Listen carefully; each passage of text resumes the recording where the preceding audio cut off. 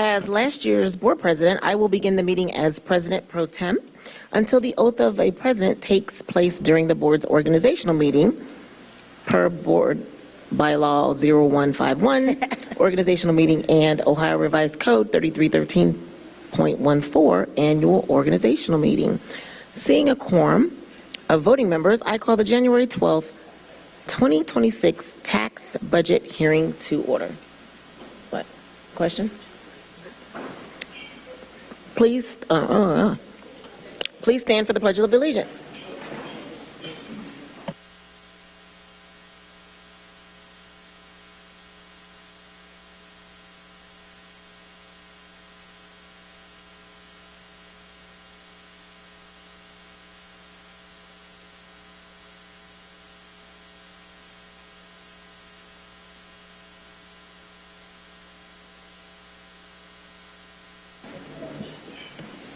Thank you. The chair will now entertain a motion and a second to approve the January 12th tax budget hearing business meeting. I'm sorry, I forgot about attendance. Treasurer Guston, please call the attendance roll. All right, Ms. Armbruster. Here. Mr. Craig. Here. Mr. Crossett. Here. Mr. Lindy. Here. Ms. Mapp. Here. Vice President Bolton. Present. And President Moffitt. Here. Now. Thank you. The chair will now entertain a motion and a second to approve the January 12th tax budget hearing business meeting agenda. So moved. Second. And we got a third over there. All right. Superintendent Murphy, please introduce our topic for the evening. Oh, wait, we got to take the... Yeah. Ms. Armbruster. Yes. Mr. Craig. Yes. Mr. Crossett. Yes. Mr. Lindy. Yes. Ms. Mapp. Yes. Vice President Bolton. Yes. President Moffitt. Yes. Now, Superintendent Murphy, it's on you.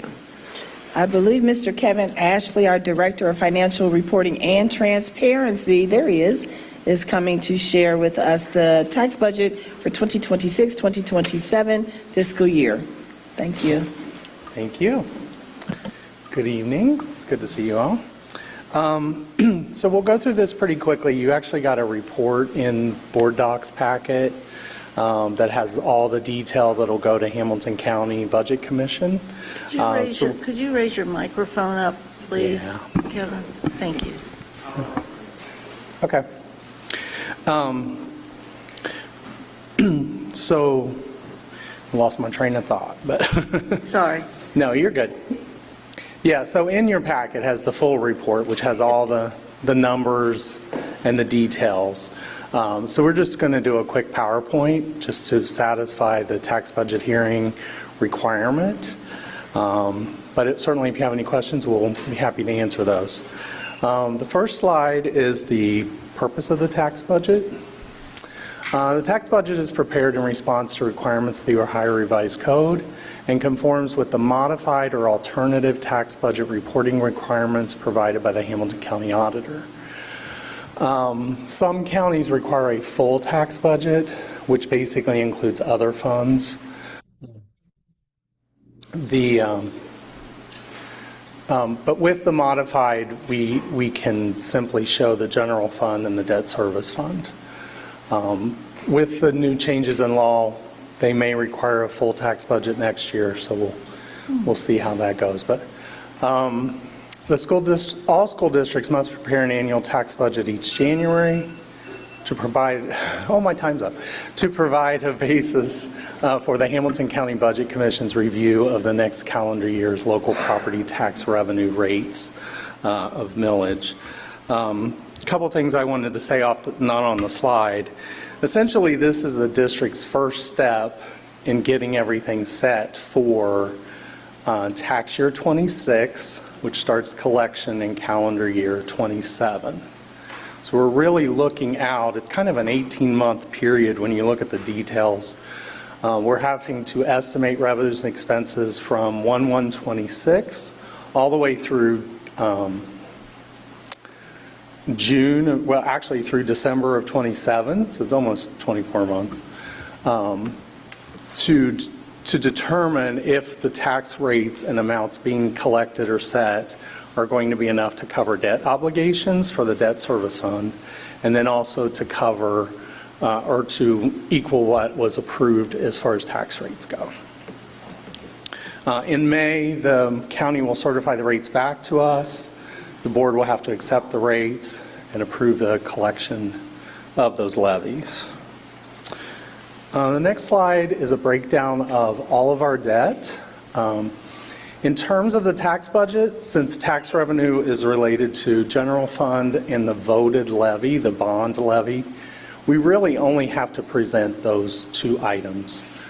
One of the things that Treasurer Wagner always did, and we're continuing to do, is do a full assessment of our debt at this point, including the unvoted. So the unvoted items are energy conservation obligations that were put out before, long-term GO bonds, certificates of participation primarily are the other items there. So again, as far as the tax budget, the voted bond levy has $152 million as outstanding at July 1 of 26. For comparison, at that point, 7/1/25, it was $173 million, so we're continuing to pay down that debt. The unvoted items, one of the big changes here, if you look back at last year, is one of the ones in the second category, the QSCUBI, the Qualified School Construction Bonds. If you recall, the 2010 obligation was paid off. We had accumulated money in the sinking fund of over $20 million, I believe it was about $25 million. That was all used to pay off that obligation prior to July 1 of 26. The next slide shows specifics of the tax budget. Again, general fund revenues, total estimated revenues are restated. So one of the key things I wanted to point out here, we have received preliminary rates and updated values from Hamilton County. They have submitted those to the values they've submitted to the Ohio Department of Taxation. There's a process for those to be approved, and they could change. But so what we did is we used those preliminary values times the estimated rates to project what our tax revenues will be. If you recall, our last update was the 3-year plus budget in October. So this is new information since October. So we have updated for that. As you know, the forecast has moved to a February deadline, so in the next month, we'll flush out all of those things, including the property tax reform matters, and all of that will be considered in the forecast in February. But we did have to we had to include some of those elements for the tax budget. Go to the next slide. This is the voted debt. Again, high level, what do we project revenues in each of the calendar years? What do we project the debt payments to be? Are there adequate resources? Yes. And then the next slide is looking at those unvoted debt. Now the revenues here include monies that we get from the county. It also includes transfers from the general fund. So, but of everything that we projected for that to cover those items, are they adequate to cover the expenditures? And we believe that they are. And that would be the end of the presentation, the PowerPoint. I'd be glad to answer any question.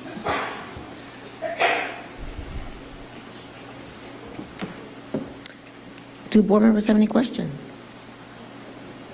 Vice President Bolton?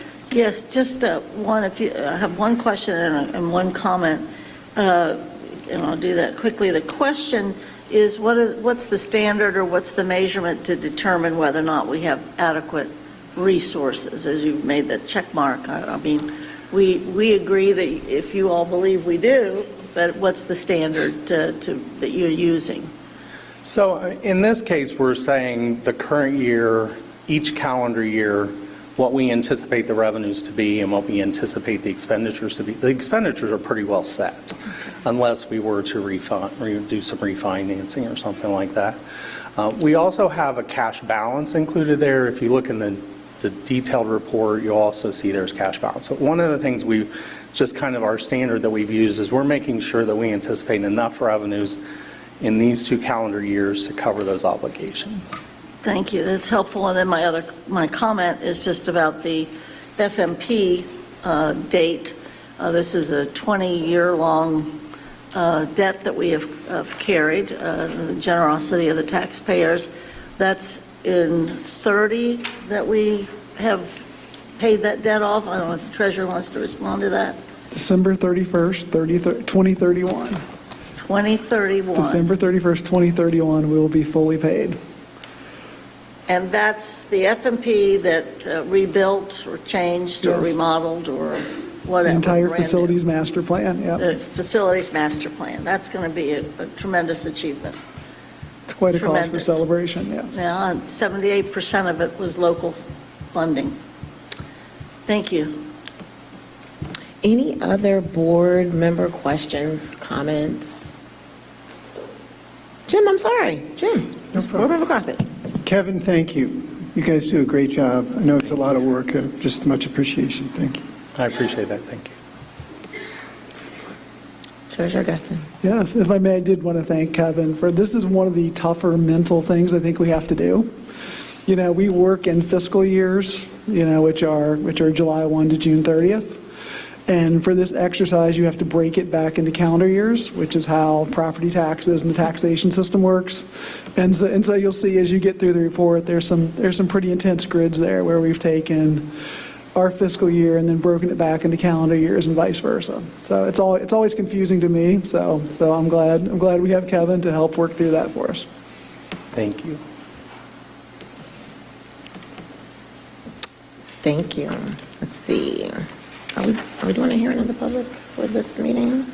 So the other thing I would mention, which is probably the next step, is there is a resolution that the board will approve for the tax budget, and then we'll submit that to Hamilton County. I think it's due by the 20th, so we're meeting all our deadlines at this point. Doing that tonight? Yes, we need to looks like vote. it's We on need to here. vote tonight. Yes, it is. It better be. Well, actually, it is for you to update us on the resolution. So that's the resolution you're speaking about? Yes, yes. Okay. The only specific item in there is it mentions what our debt service payments are. There's a number in that resolution. The rest of it is just standard language that approving the report that was included in the packet. Okay. Board Member Bolton, do we have any hearing of the public for this meeting? Only if For A. there's interest. It's open to the public, required by law, and we have nobody signing up for it. Correct. Those are- One other thing we did advertise, there's a requirement that's advertised You at the did it all. hearing and all, so we've done all those pieces as well. Sorry about The that. law is very specific, but we'd have no requests. All right. Well, then, having no hearing of the public, do I have a motion to approve the resolution? Motion? Let me just say the title of the resolution. The resolution is to approve the modified tax budget for the 2026-27 fiscal year. So moved. Second. All right. Any further discussion? Are you coming off to discuss? Okay. Ready to vote? Yeah. We're good. All right. Okay. So the chair will entertain a motion for adjournment. We got to vote. Oh, we got to vote. I don't know why. I just want to take that from you guys. I'm so sorry. That's why I knew. It's okay. Quick roll call. Ms. Armbruster. Let's vote. Mr. Craig. Yes. Mr. Crossett. Yes. Mr. Lindy. Yes. Ms. Mapp. Yes. Vice President Bolton. Yes. President Moffett. Yes. Now I will entertain a motion for adjournment of So moved. of this tax budget hearing. Second. All right. Well, we're going to pause for just a second. So that meeting is over. We've got our next meeting to go to for that. You don't have to worry about it. We're not going to stop the feed. That's just the end of our first.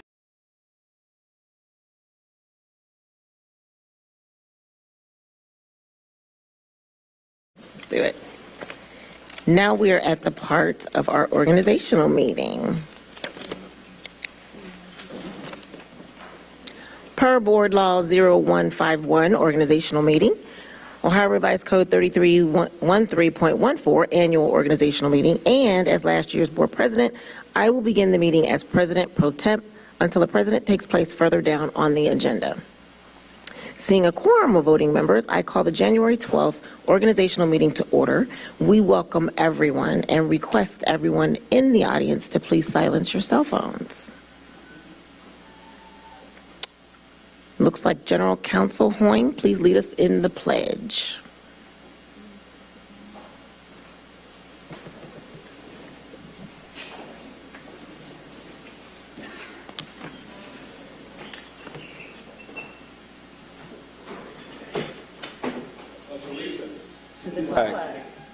States of America, and to the republic for which it stands, one nation, under God, indivisible, with liberty and justice for all.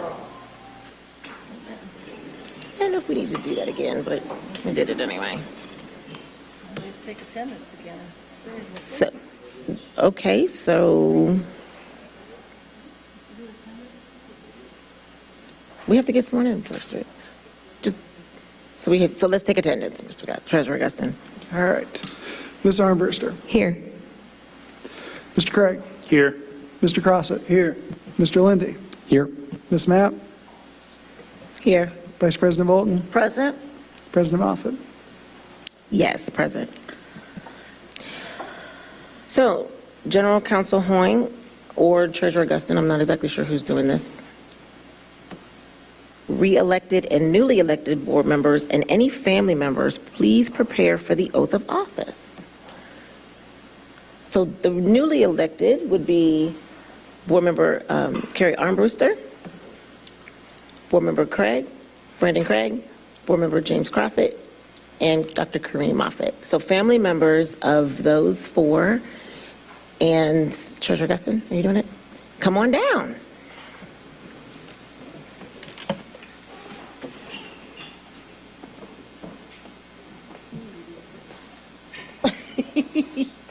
Carrie has to be first.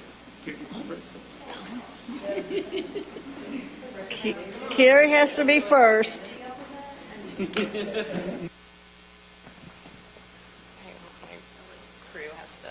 Yeah. Test. Okay. Come up here. Come say bye. Come here.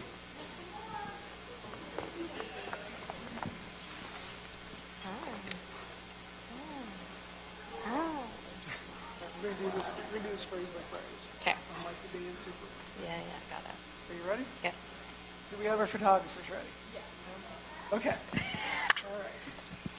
You ready? Yes. Okay, here we go. I state your name, do solemnly swear I, Carrie Armbruster, do solemnly swear that I will support the Constitution of the United States and the Constitution of the State of Ohio, that I will support the Constitution of the United States and the Constitution of the State of Ohio, and that I will faithfully, honestly, and impartially and that I will faithfully, honestly, and impartially discharge the duties of a board member of the Board of Education discharge the duties of a board member of the Board of Education of the Cincinnati City School District of the Cincinnati City School District of the City of Cincinnati, Ohio, during my continuance in office.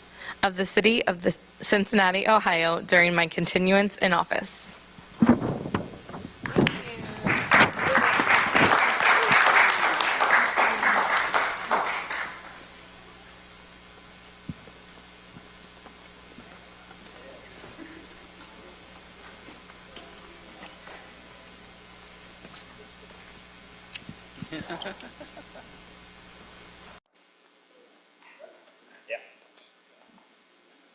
All right, raise your right hand, say it after me. I state your name, do solemnly swear I, Brandon Craig, do solemnly swear that I will support the Constitution of the United States and the Constitution of the State of Ohio, that I will support the Constitution of the United States and the Constitution of the State of Ohio, and that I will faithfully, honestly, and impartially and that I will faithfully, honestly, and impartially discharge the duties of a board member of the Board of Education discharge the duties of a board member of the Board of Education of the Cincinnati City School District of the Cincinnati City School District of the City of Cincinnati, Ohio, during my continuance in office. of the City of Cincinnati during my continuance in office.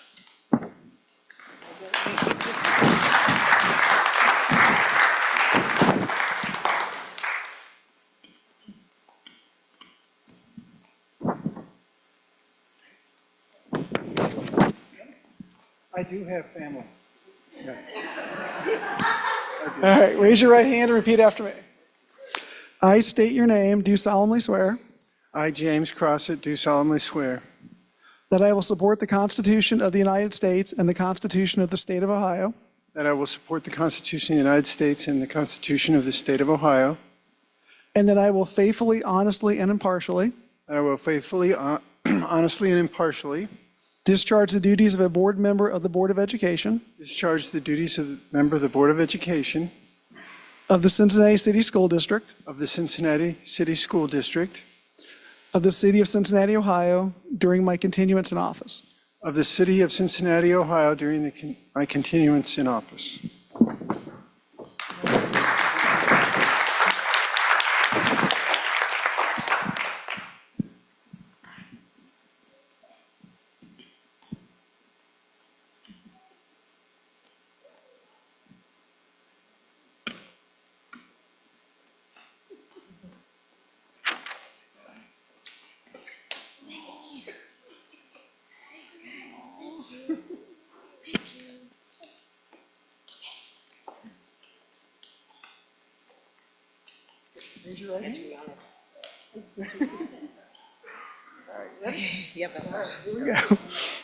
I state your name, do solemnly swear I, Kareem Moffitt, do solemnly swear that I will support the Constitution of the United States and the Constitution of the State of Ohio, that I will support the Constitution of the United States and the Constitution of the State of Ohio, and that I will faithfully, honestly, and impartially and that I will faithfully, honestly, and impartially discharge the duties of a board member of the Board of Education discharge the duties of a board member of the Board of Education of the Cincinnati City School District of the Cincinnati City School District of the City of Cincinnati, Ohio, during my continuance in office.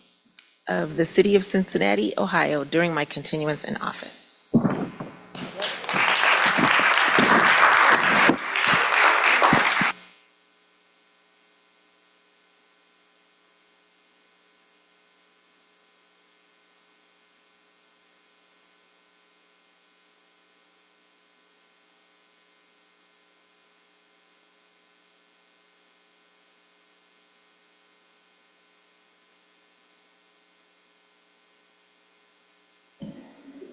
So now we will introduce you to the 2026 Cincinnati Board of Education members, newly elected. So let's give us a round of applause.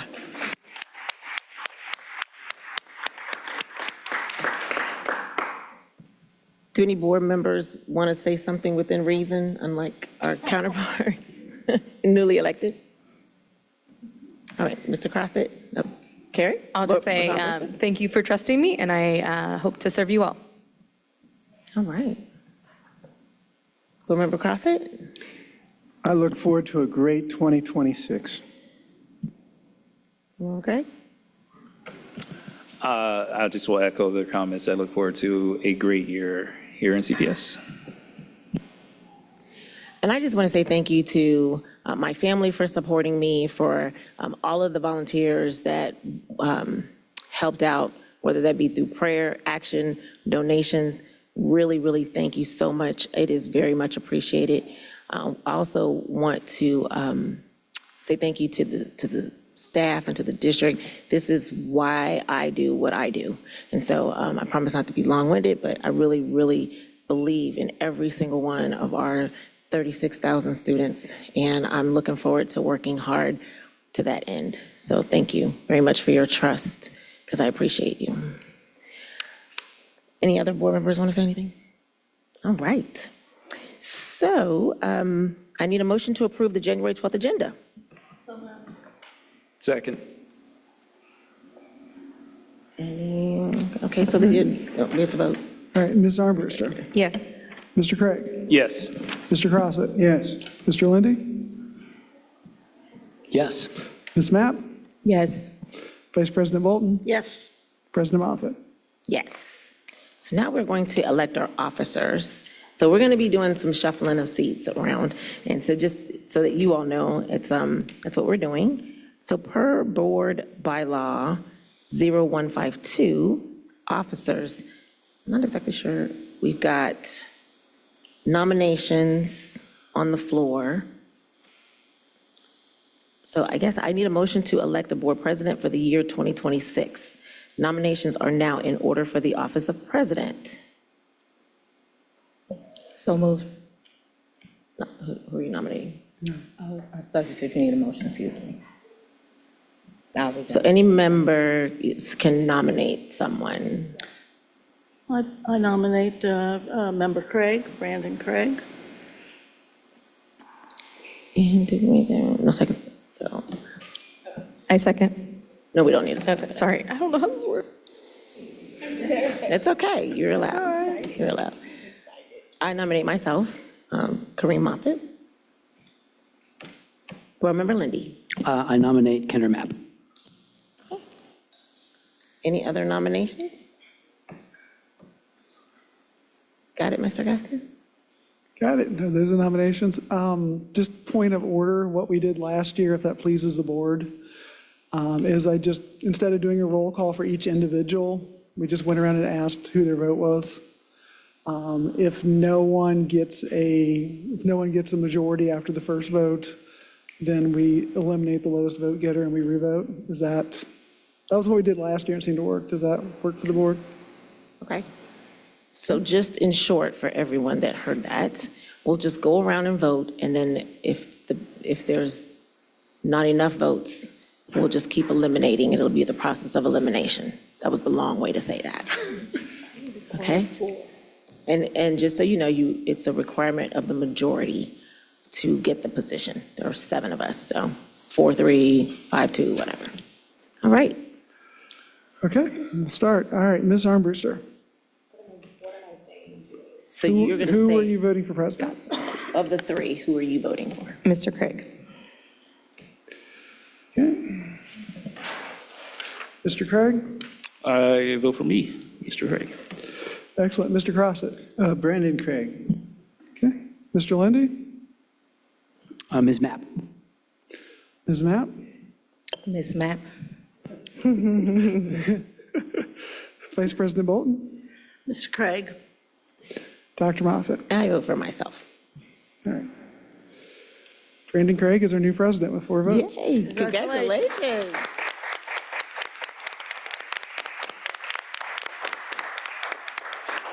So we're going to switch seats. Switch the seats. We have to do your oath, sir. You have to do your oath as president, so. Oh, that's right.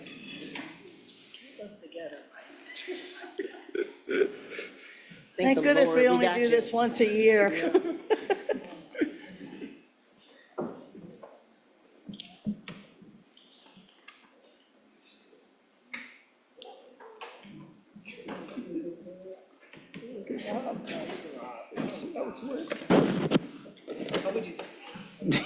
Whoa! Don't knock me down.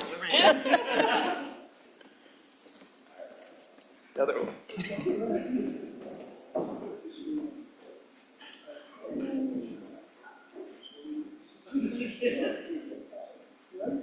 Wait, get this picture.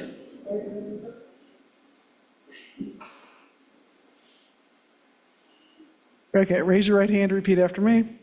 I, Brandon Craig, do solemnly swear I, Brandon Craig, do solemnly swear that I will support the Constitution of the United States and the Constitution of the State of Ohio, that I will support the Constitution of the United States and the Constitution of the State of Ohio, and that I will faithfully, honestly, and impartially and that I will faithfully, honestly, and impartially discharge the duties of President of the Board of Education discharge the duties of President of the Board of Education of the Cincinnati City School District of the Cincinnati City School District of the City of Cincinnati, Ohio, during my continuance in office. of the City of Cincinnati, Ohio, during my continuance in office.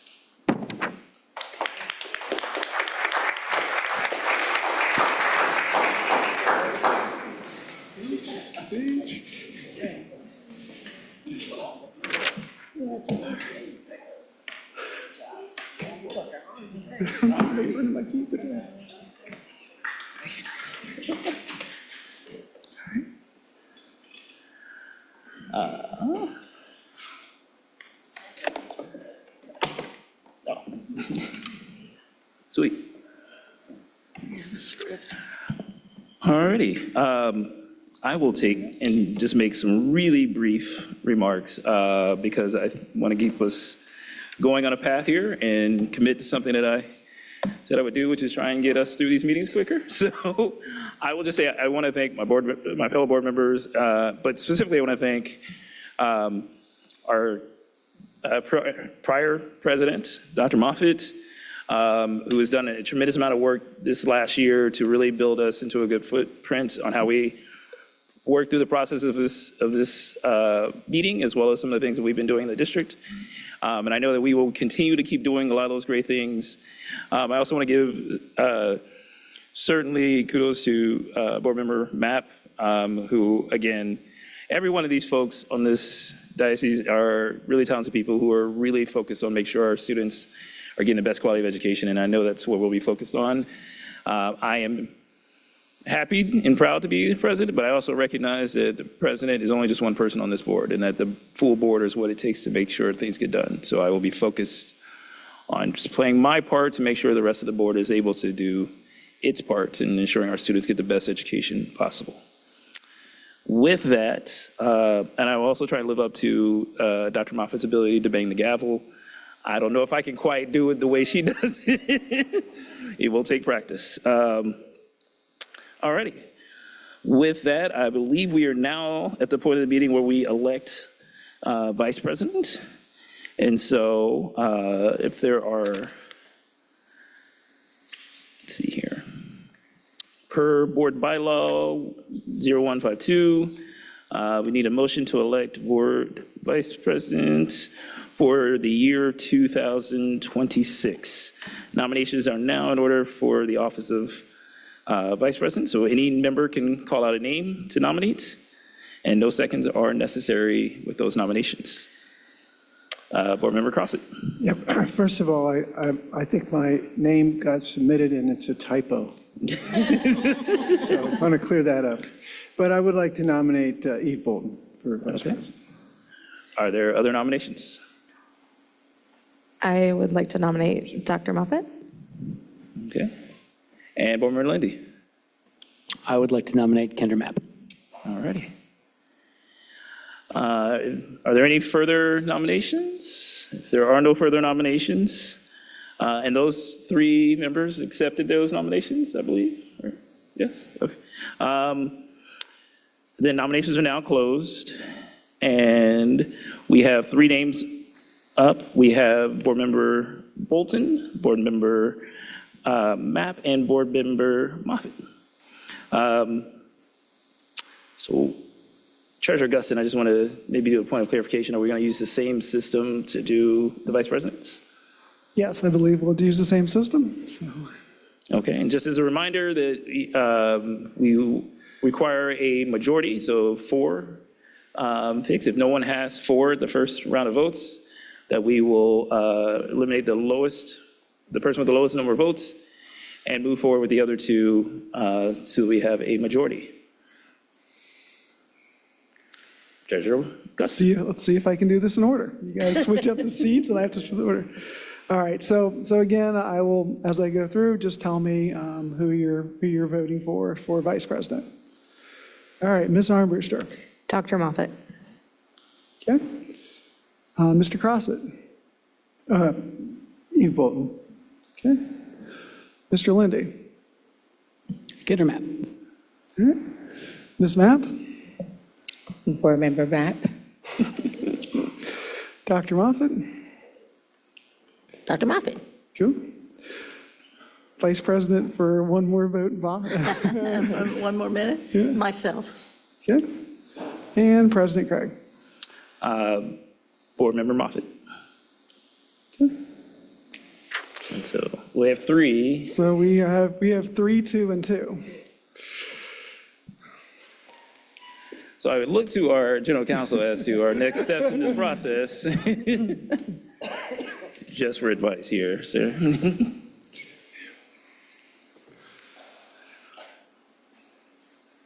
So a majority, as Treasurer Guston said, a majority of 4 votes is necessary. There is no guidance on next steps. The OSBA says that consensus building may be necessary, is the only guidance that's given there. So there's any number of ways that the board could try to resolve this. Okay.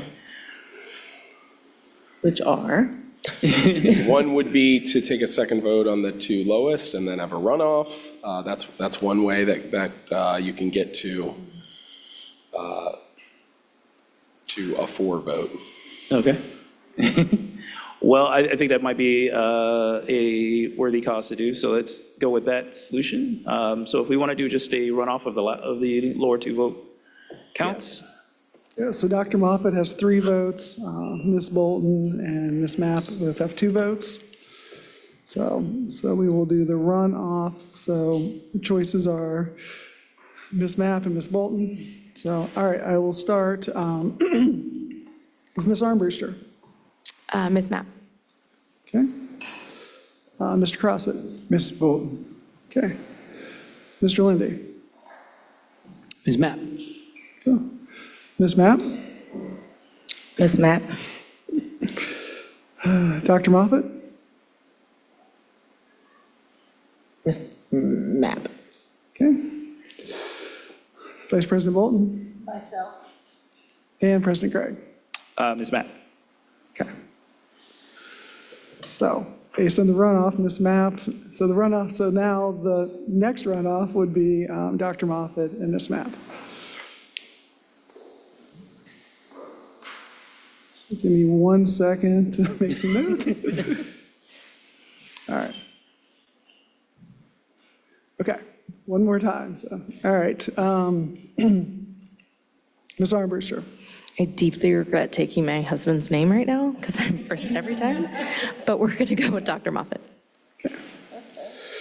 All right. Mr. Crossett. Dr. Moffett. Okay. Mr. Lindy. Ms. Mapp. Ms. Mapp. Ms. Mapp. Dr. Moffett. Dr. Moffett. Vice President Bolton. Dr. Moffett. And President Craig. Dr. Moffett. Dr. Moffett is our new Vice President. All righty. Thank you. So Vice President has been elected by the board. Congrats. We'll have the oath of office just as we do a little bit more furniture moving.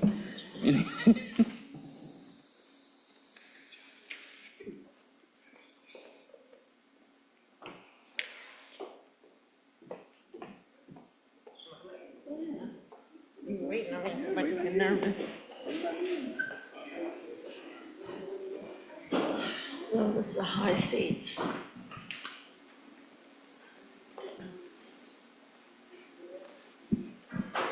right, raise your right hand and repeat after me.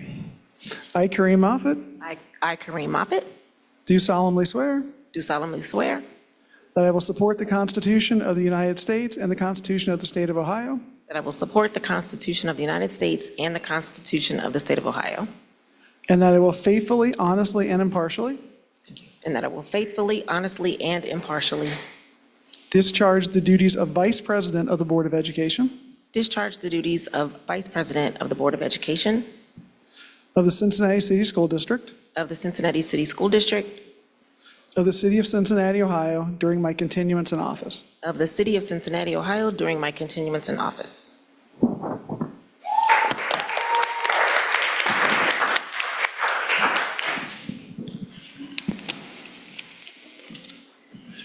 All righty. And we will give Vice President Moffett a moment here to thank her family and then come up and give any remarks that she would like to make. We can wait till Rob leaves you there.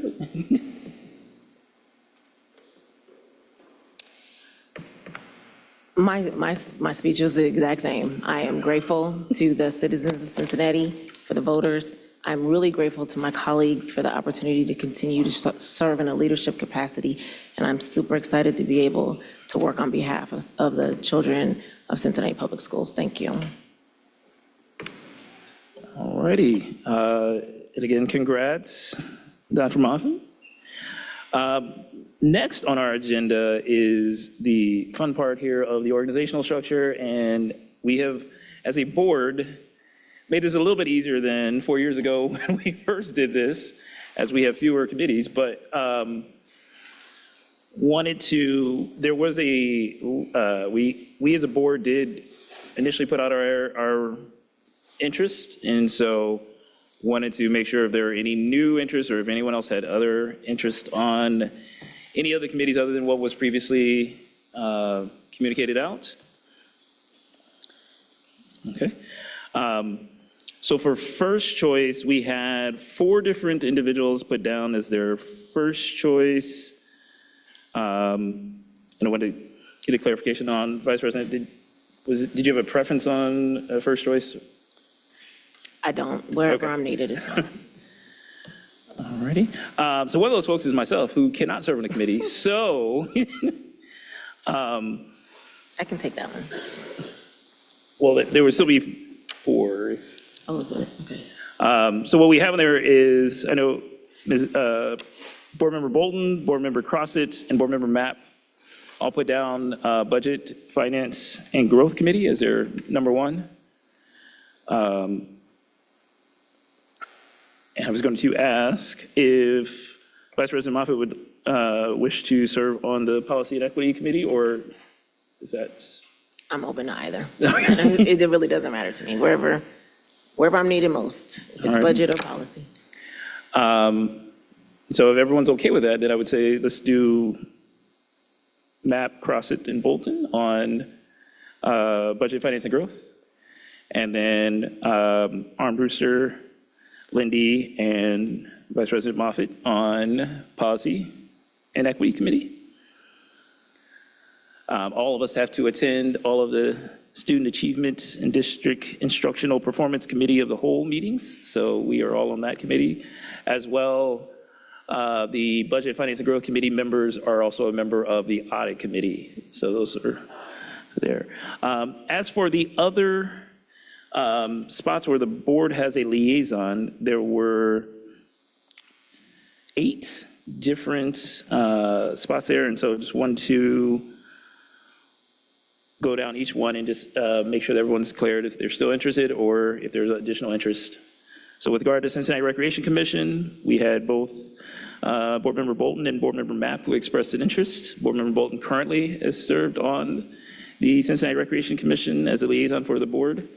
So I would open it up to the 2 of you if there's any interest in either one still participating, or if there was I believe we could probably also have someone serve in a kind of in-case role or as a backup to that role, but for the most part would have to be the person who's actually on there to vote or to be an active member. Is that correct, Board Member Bolton? Yes, that's correct. The Recreation Commission, which is about 100 years old in Cincinnati history, there are 5 members. 3 members are appointed by the mayor. 1 member is appointed by the school board, and 1 member is appointed by the park board. And terms for the Recreation Commission last 5 years. And we don't really participate in that because of our annual experience. I would like to remain. One of the requirements is that it's a monthly meeting for the Recreation Commission. There's also, you have to be on a particular committee, so that's 1 time a month as well. And currently, there's some discussion about the future of the Recreation Commission as they are going through some election and some city charter review. But I would like to remain. I think we have some good opportunity with liaison between the city and us as it pertains to recreation as a longtime partner. Okay. And then I know Board Member Mapp, you expressed an interest, and I don't know if you want to say any remarks. Yes, and I'll be brief, and I thank Board Member Bolton for providing that historical context, but I do look forward to being in or having an opportunity to be able to serve in this capacity, especially recognizing that there is that community level focus, and it directly aligns and connects to the work of our students. And so I know that you have had pretty significant tenure serving, and I just look for the opportunity to be able to serve and continue to grow in my leadership as a board member.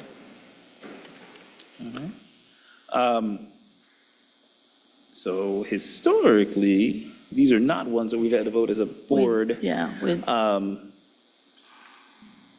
sorry, board, did you? yeah, have a- we don't usually vote on that, and usually it doesn't have to be done today. It can also be per your recommendation, if I recall. So, I mean, we can continue the discussion. So what I'm going to do is I'm going to pause on that one just for a second so that we can go through and see where the other ones Great. lie. And then we can always revisit that at the end here. For the City Council Joint Meeting Liaison, this is a role that somewhat was recreated at our return, or at our first term.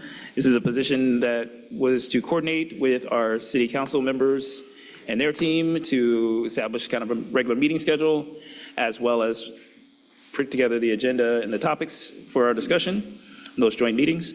In the past few years, Vice President Moffitt has done that. I see that we have our newest board member, Brewster, who's put her name in, and then I believe, Dr. Moffitt, you had put your name in, but I was going to say, I'm happy to cede it to you if you'd like to continue that work. I just put my name down because it was interesting to me, but I feel no. Well, I think this is a pivotal time. I took my name off of this because the previous meetings were run through the Vice Mayor's Healthy Neighborhoods Committee, which is not any longer. So now the mayor has appointed Councilmember Anna Albee to a Youth and Human Services Committee. I think this is a perfect time for you, since it's a new committee, new council member, and you're new, to build that together and work togetger. However, I can support you in that. please. So you can be the liaison, and I just want us to tell Councilmember Albee, because she reached out to me already, and I told her that I may walk you through the first one, but then, and her too, she asked me to walk her through it too, so, but then you can be the liaison. I appreciate that. Thank you.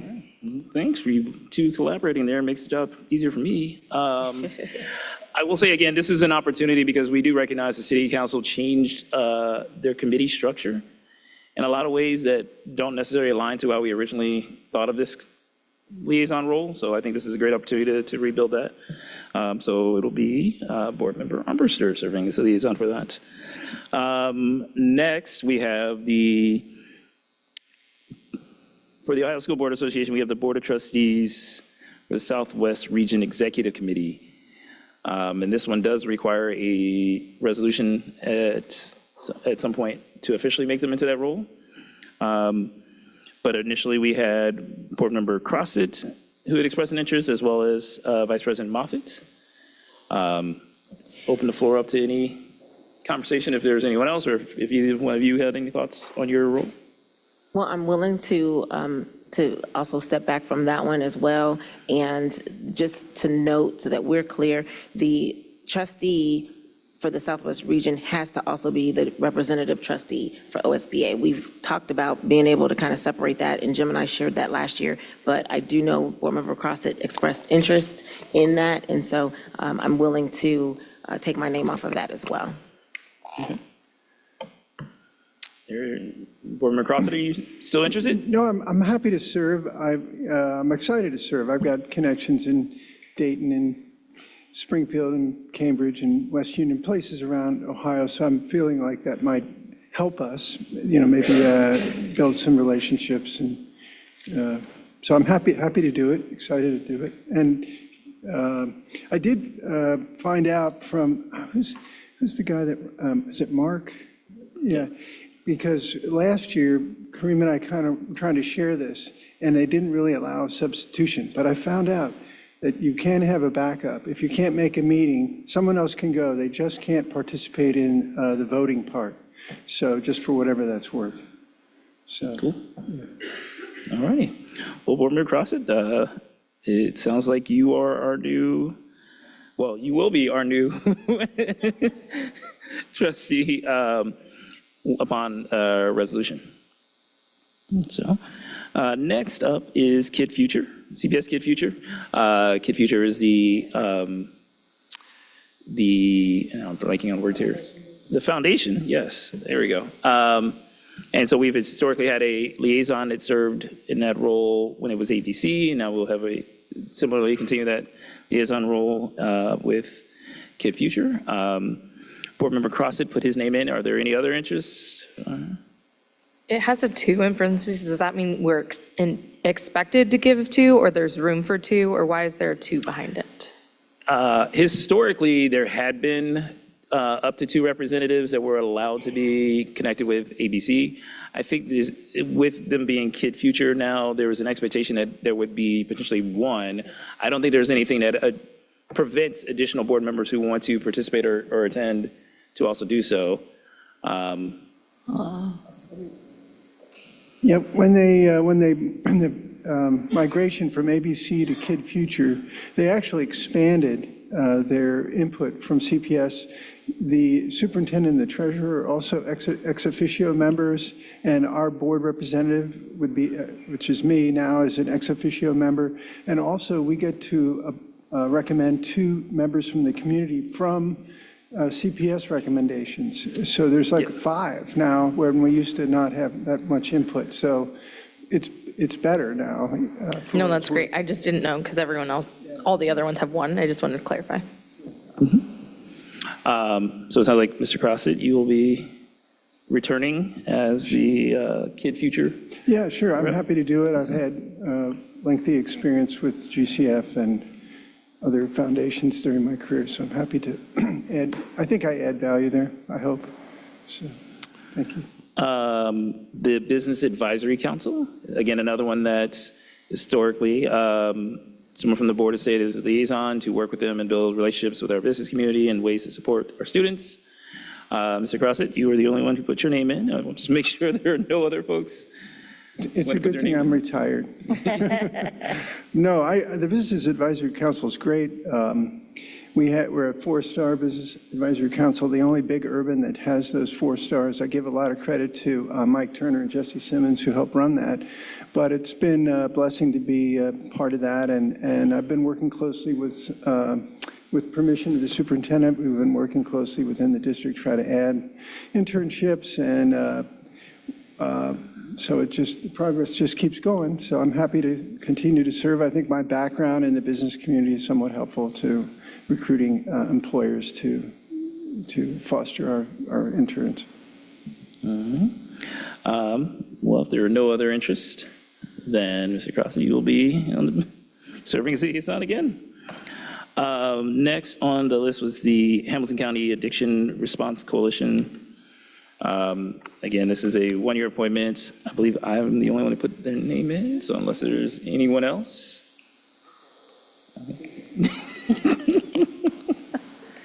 All righty, I'll now add to my list of duties here.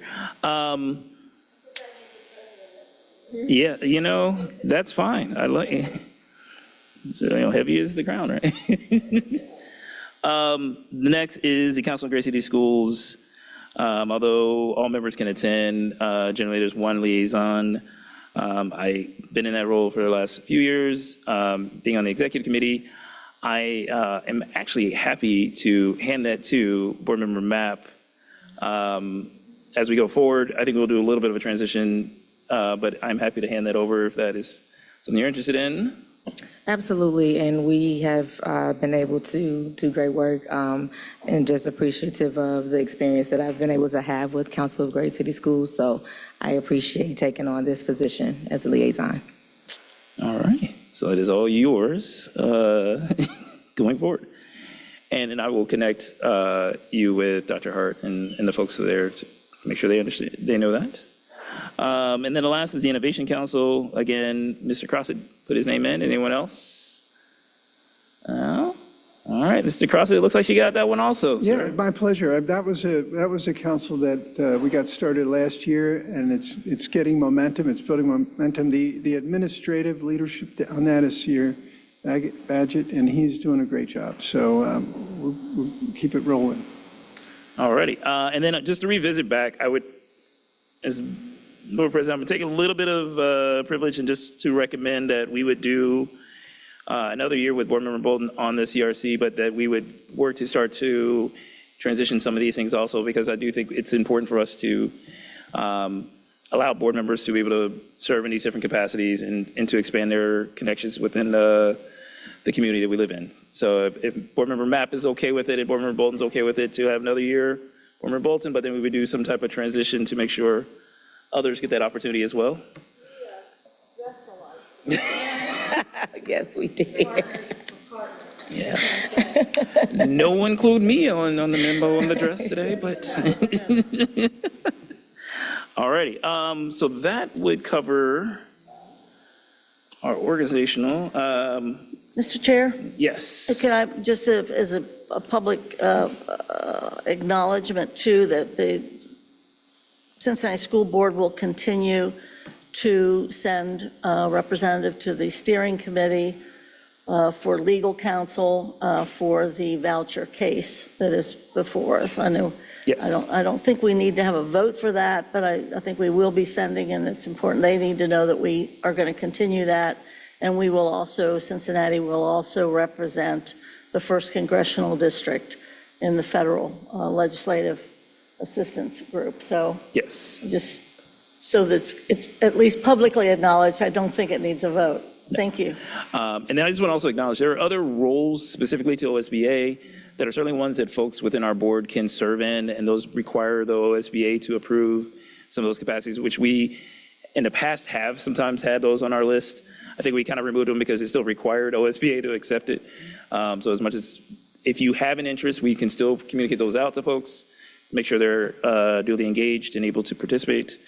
But do I have a motion to approve the 2026 board committee schedule? So moved. Second? I did. Oh, I second. Yeah. All right, Treasurer Gus. All right, Ms. Armbruster, Yes. Ms. Bolton, Yes. Mr. Crossett, Yes. Mr. Lindy, Yes.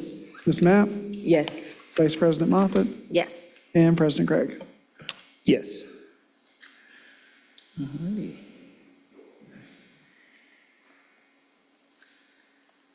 And then I believe is there a resolution to approve? All right, so then can I get a motion for the resolution to approve the 2026 organizational meeting business items? So moved. Second? Mr. Guston? Ms. Armbruster, Yes. Ms. Bolton, Yes. Mr. Crossett, Yes. Mr. Lindy, Yes. Ms. Mapp, Yes. Vice President Moffett, Yes. President Craig. Yes.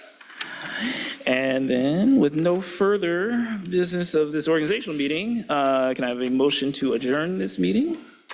So moved. And second. Second. All right. So this meeting, I'm gonna try this out and see if it works. This meeting is adjourned. Yeah, there we go, look at that. All right. But don't go anywhere. Don't go, yeah, don't leave yet. Go. Now the real work starts.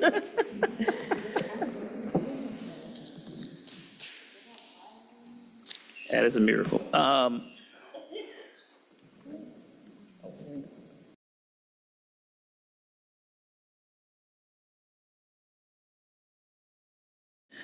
just thinking it was. All righty. A call to order the business meeting for January 12th, 2026.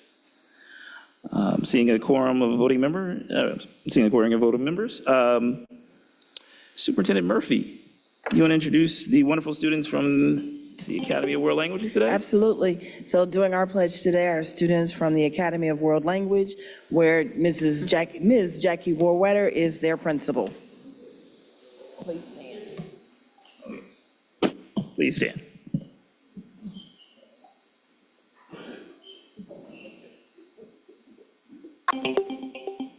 We're going to do the Pledge of Allegiance. I pledge allegiance to the flag of the United States of America and to the republic for which it stands, one nation, under God, indivisible, with liberty and justice for all.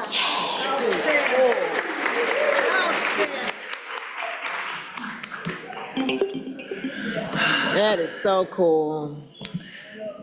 Now, I know we're not supposed to pick favorites when it comes to who gives the Pledge of Allegiance, but I mean, look, the rest of y'all schools are going to have to step up your game. That's all I'm saying. All righty. Treasurer Augustine, will you please call the attendance roll? Yes. Ms. Armbruster, Here. Ms. Bolton, Present? Mr. Crossett. Here. Mr. Lindy, Yes, here. Ms. Mapp, Here. Vice President Moffett, Here. and President Gregg. Here. Vice President Moffitt, would you please explain the virtual hearing of the public process? Yes. Members of the public who are online and wish to speak during the hearing of the public this evening may do so by clicking the chat button now. The chat feature will be open for your request for 5 minutes.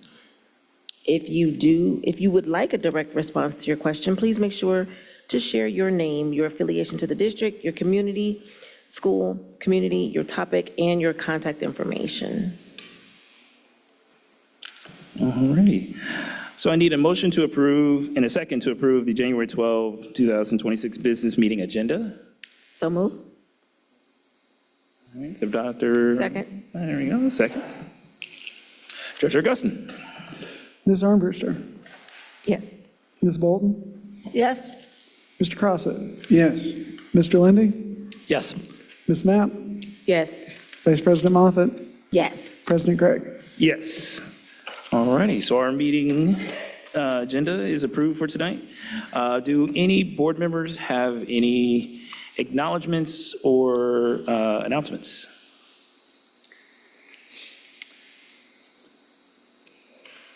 Oh, Ms. Bolton, sorry. Yes, I was informed today that there will be a groundbreaking for the Maker Shed at Aiken High School on January 26th.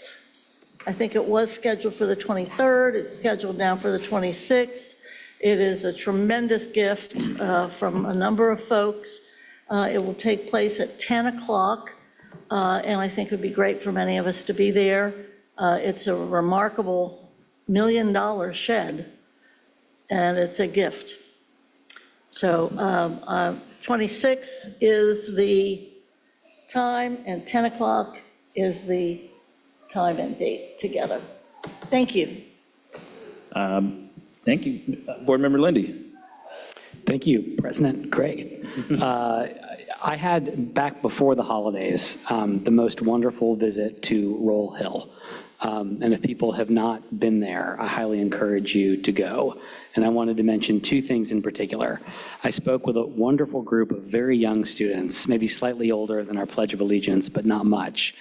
And it was so clear that the staff, teachers, principal there, had really built a culture with the students about how everybody was, these were young people who were quite aware of negative things that other people in other neighborhoods said about their community and said about their school. And they were so quick to say, but here are all the great things we're doing at this school, and here's why they're all wrong. And it was such a moving, it was not what I expected, and it was great. And I wanted specifically to appreciate, in addition to the principal, there was a wonderful physical education teacher there, Carlitos Anderson, who was running quite a event in his gym, but he has, among other things, I've never seen a gym teacher do this before, but these boards where he is teaching the kids how to read sight words, even as they are playing activities in the gym. And it was just one of the neatest things I'd seen. So I wanted to appreciate the Roll Hill community, highly encourage people to check that out and say thank you. All right, any other board members have announcements or? All righty, then Superintendent? We'll turn the floor over to you. Oh, thank you. I have a kudos, and I think Rob is going to put the first one. Oh, and so this month is Board Appreciation Month. And so I'm going to ask a couple members from the senior leadership team if they wouldn't mind helping me because we have something for you. Thank you, board. Oh, that's a good-looking group right there. I just want to point out, this photo is pretty quick to get up on the screen here. I want to point out that the president's not color coordinated. That's actually a good It look. happens already, folks. It happens already.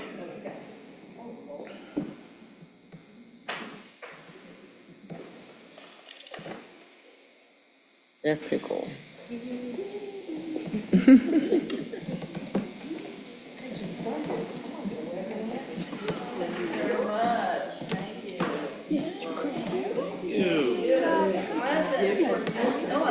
Thank you. Oh, I'm sorry. Thank you. Came in very handy at Christmas. I'm sorry.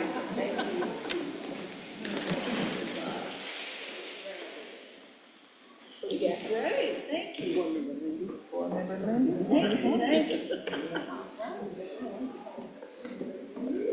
Hey, thank you. Can we give our board a round of applause?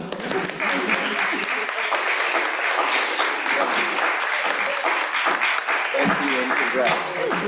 It's such a lovely picture. The communications team works really quickly. Awesome.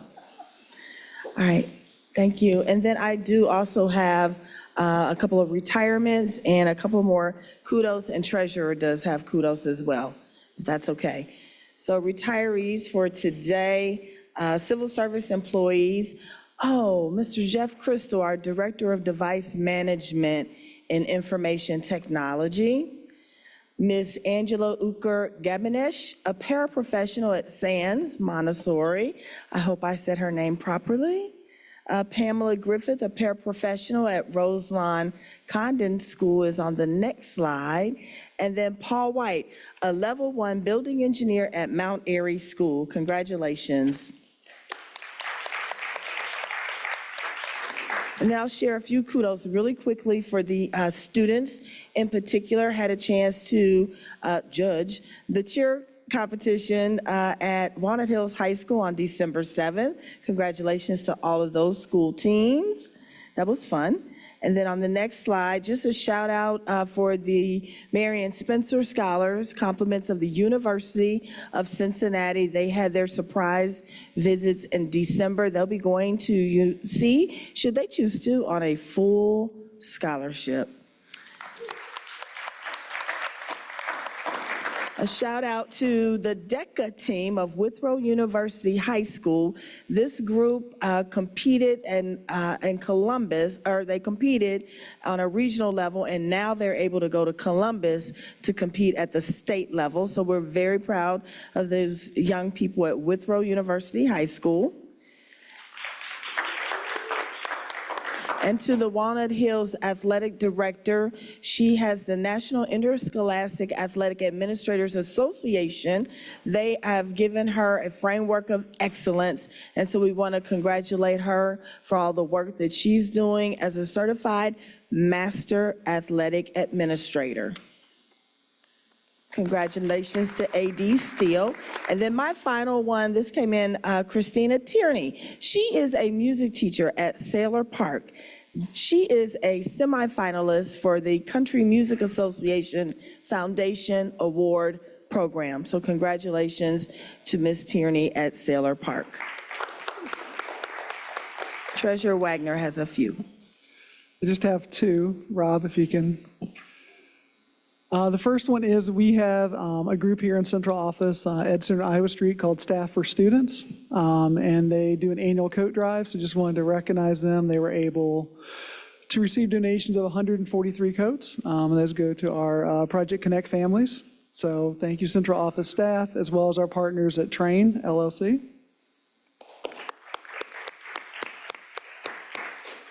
And my second kudo is we finally got our official award in the mail.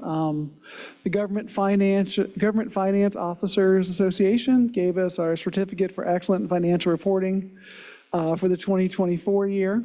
So you can see the letter there. They used to give us a plaque every year. Now they give us a button for our plaque.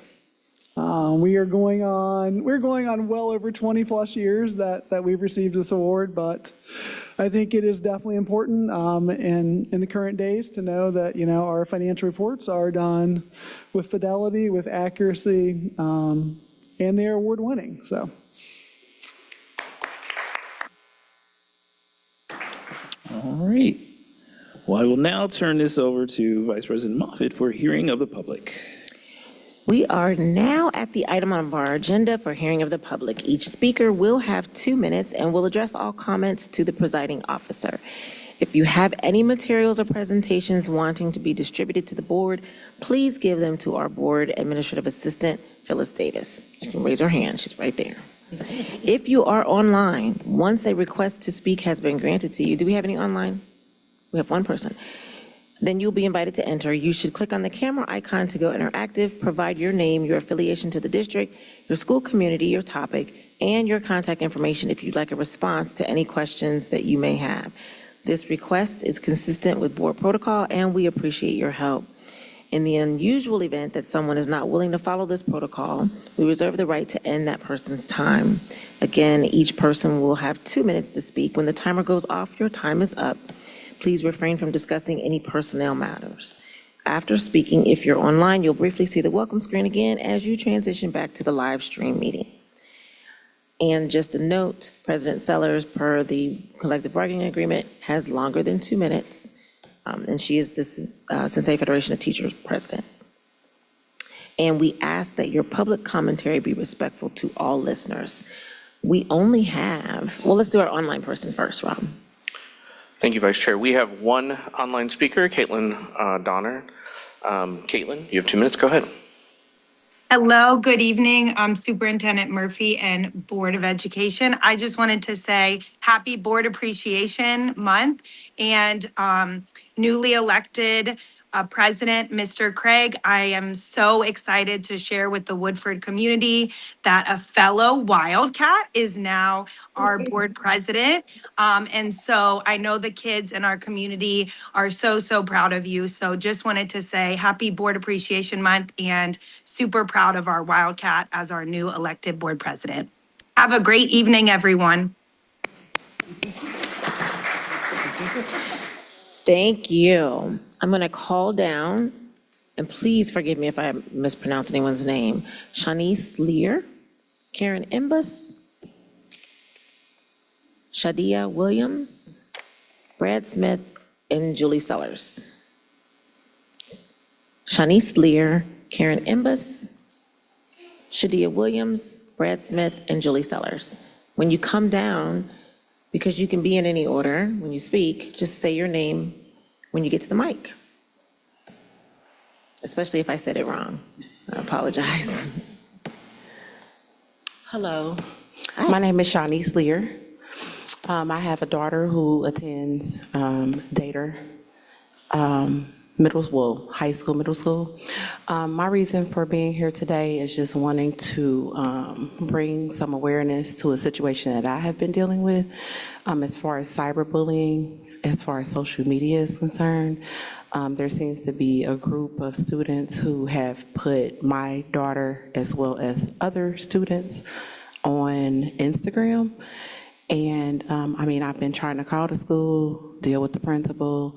I can't seem to get the page removed or seem to get a clear understanding on what can possibly be done as far as cyberbullying and harassment, because now my daughter feels like suicidal to a certain degree. So I'm just really wanting to come here today to speak to you guys because I can't seem to get a full understanding or solution to the whole Instagram cyberbullying harassment situation that seems to be going on at Dater. And my daughter is a fellow. She came from Fairview German, Clifton Language School. And there seems to be just some stuff stemming from students who went there that are now at Dater. So I'm just really wanting to get some type of resolution to social. And I have the page is still up. They're able to comment. My daughter's being harassed and tormented every day that she goes to school.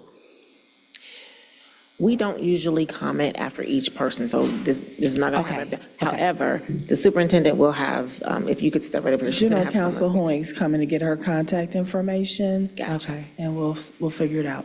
Ms. Lear, we have somebody coming to talk to you right now. Okay. You can. Thank you. Thank you. Thank you so much.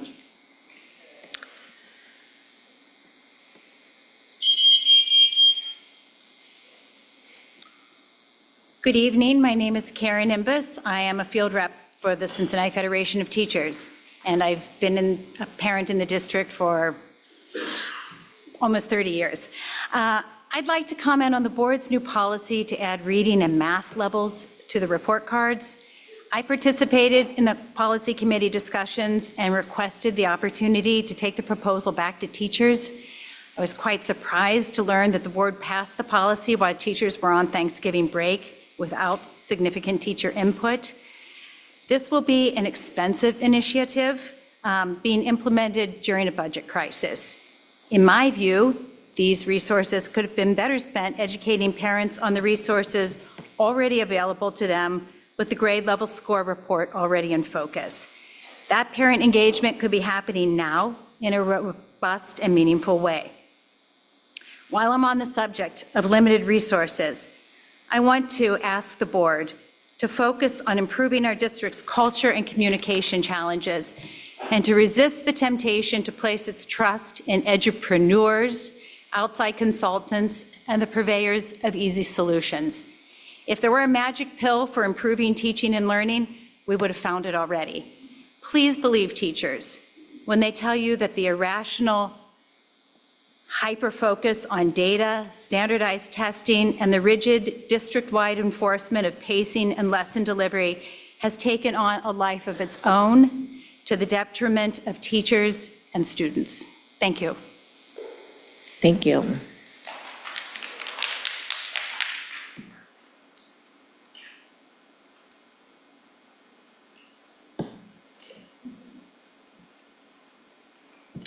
Hello, my name is Shadiah. Congratulations to you all. My daughter, she's kind of similar to this last situation. She go to North Avondale Montessori, and she has been getting bullied for a year and a half. I have had numerous of meetings, numerous of bully button, numerous of conferences. My mom, my dad, everybody, my mom, my daughter's dad, everybody been supporting me in this situation, and I just feel like it's no exit. We didn't talk to police officers and everything, and we just have got nothing resolved. And a teacher actually told me to come here today because they witnessing what's going on with my daughter. She's in the 5th grade, and I'm lost. So that's it. Thank you. We're also going to have you talk to general counsel as well. They're pointing in the corner. Thank you for sharing, Ms. Williams.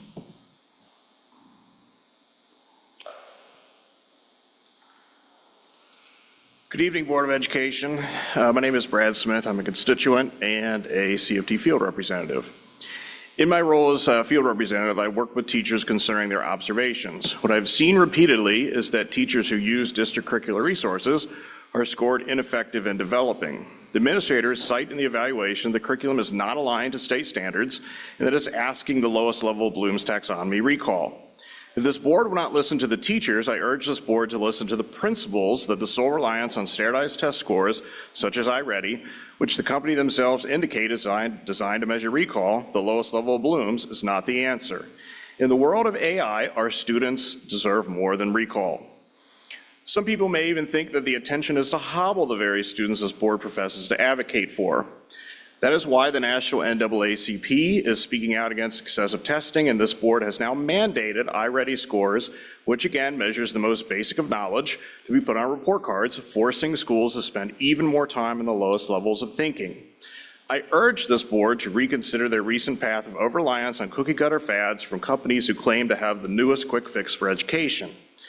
These outside consultants are driven by money, and after they come in with very little knowledge of our students, click through their fancy PowerPoints, they'll be gone, and with them, our tax dollars that this board gave them. Allow teachers and principals to do what they've earned a college degree for, many in advanced fields. Allow them to differentiate. Allow them to move beyond rote memorization. Allow them to teach. I urge this board to review your own minutes and reflect on how you spend your time. If the board wants to support teachers and principals, focus resources on solving chronic absenteeism in safe and orderly environments. I could go on, but my time's expired. Thank you. Thank you. President Sellers.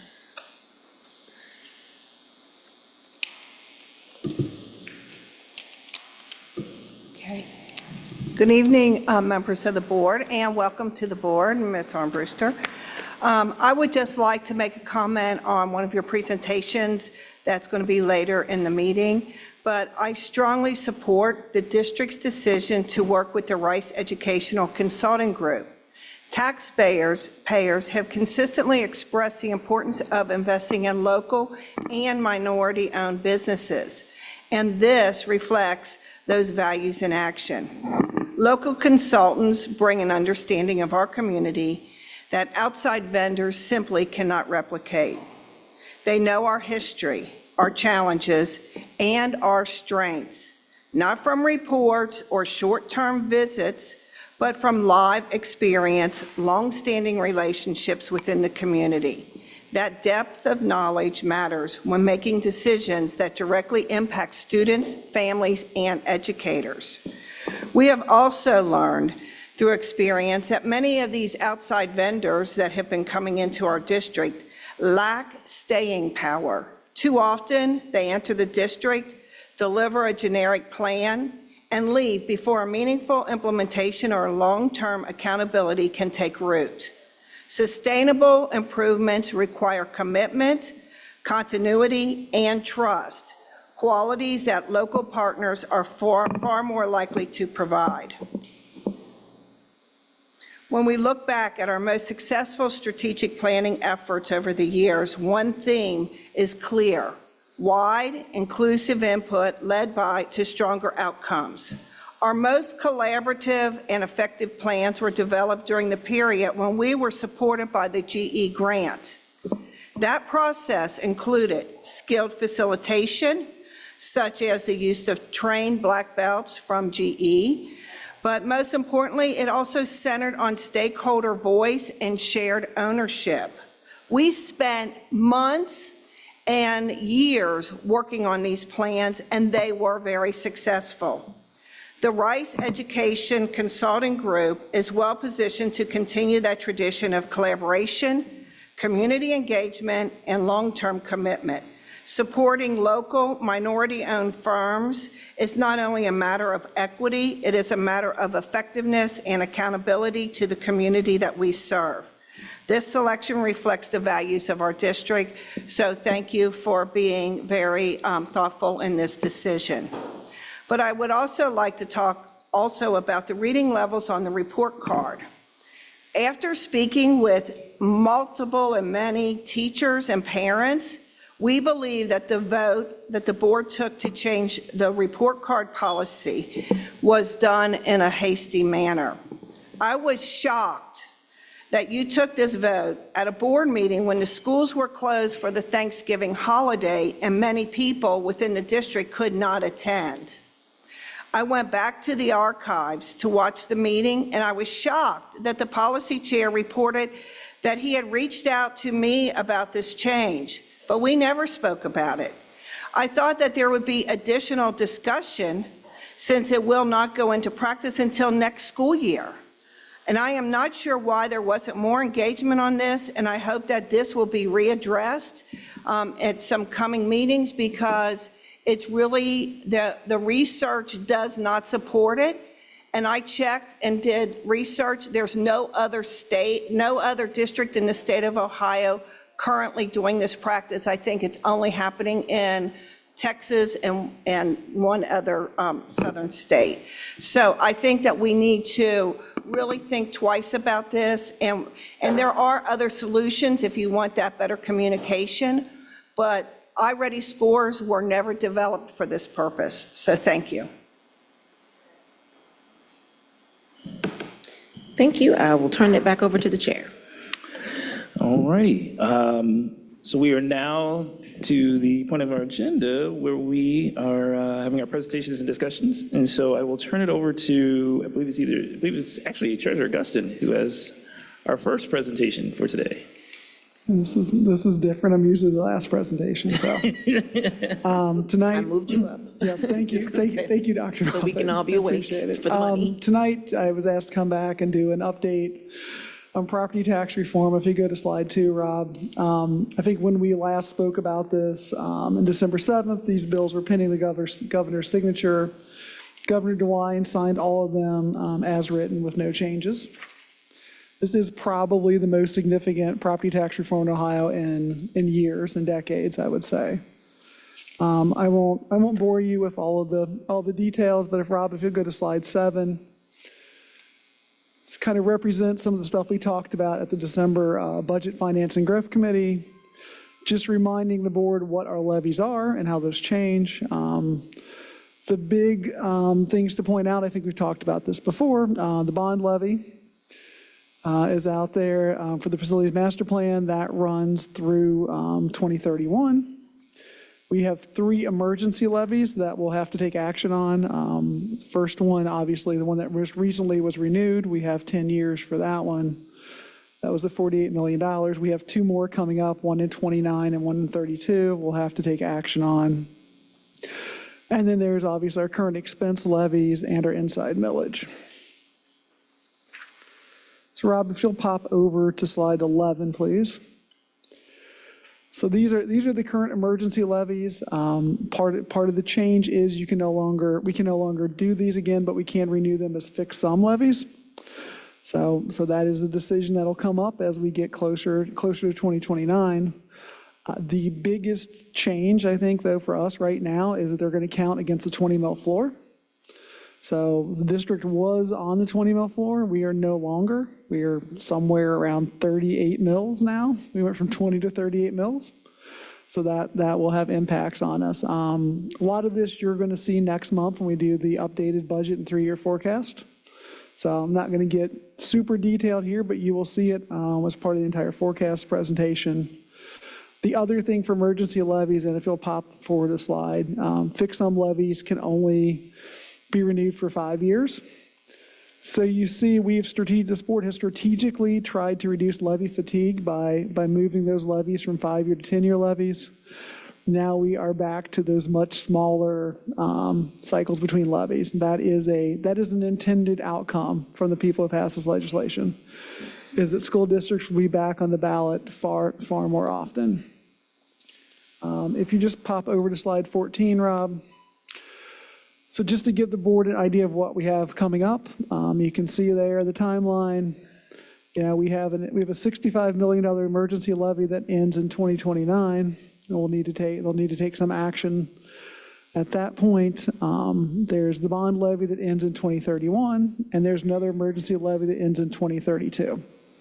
Those are big decision points for continuing, kind of keeping the same revenue we have. There's nothing in here about new money at this point. This is just kind of working with what we have. And then if you'll just go one more slide, just the overall updates, and I'm happy to take questions. So we do have the fixed sum levies. I think that was kind of a win based on where the legislation went. Property taxes, I've talked about this before, are very much self-leveling, which means, the system is built so that whatever amount you collect in year 1, you collect roughly the same amount in year 10. A lot of the changes made that even more self-leveling. The state funding formula did not get updated. So even though we have what I would call uncollectible revenue from going off the 20 mil floor, the state is still going to recognize all of that increase in property values. So that will make the state funding formula more unbalanced, probably driving down the percentage of state support for public education. And you start to see it in the tax budget. You'll see it more in the forecast. And then just a reminder, this is a property values update year. So the auditor's office is going to update all the property values. This is the triennial update, which is kind of more of a desk review. And you'll start to see how that drives, our tax revenue, our state aid in the next 3-year cycle. All right. Thank you, Treasurer Guston. Do any board members have any questions or comments? Board Member Bolton. Yes, thank you very much. My concern, as we look to 30 and 31, when indeed the FMP monies that we mentioned at a previous meeting tonight are paid off, a remarkable achievement. We can contemplate a number of big things happening perhaps that year, but we have a major financial need right now for the next 3 fiscal years from it simply operational.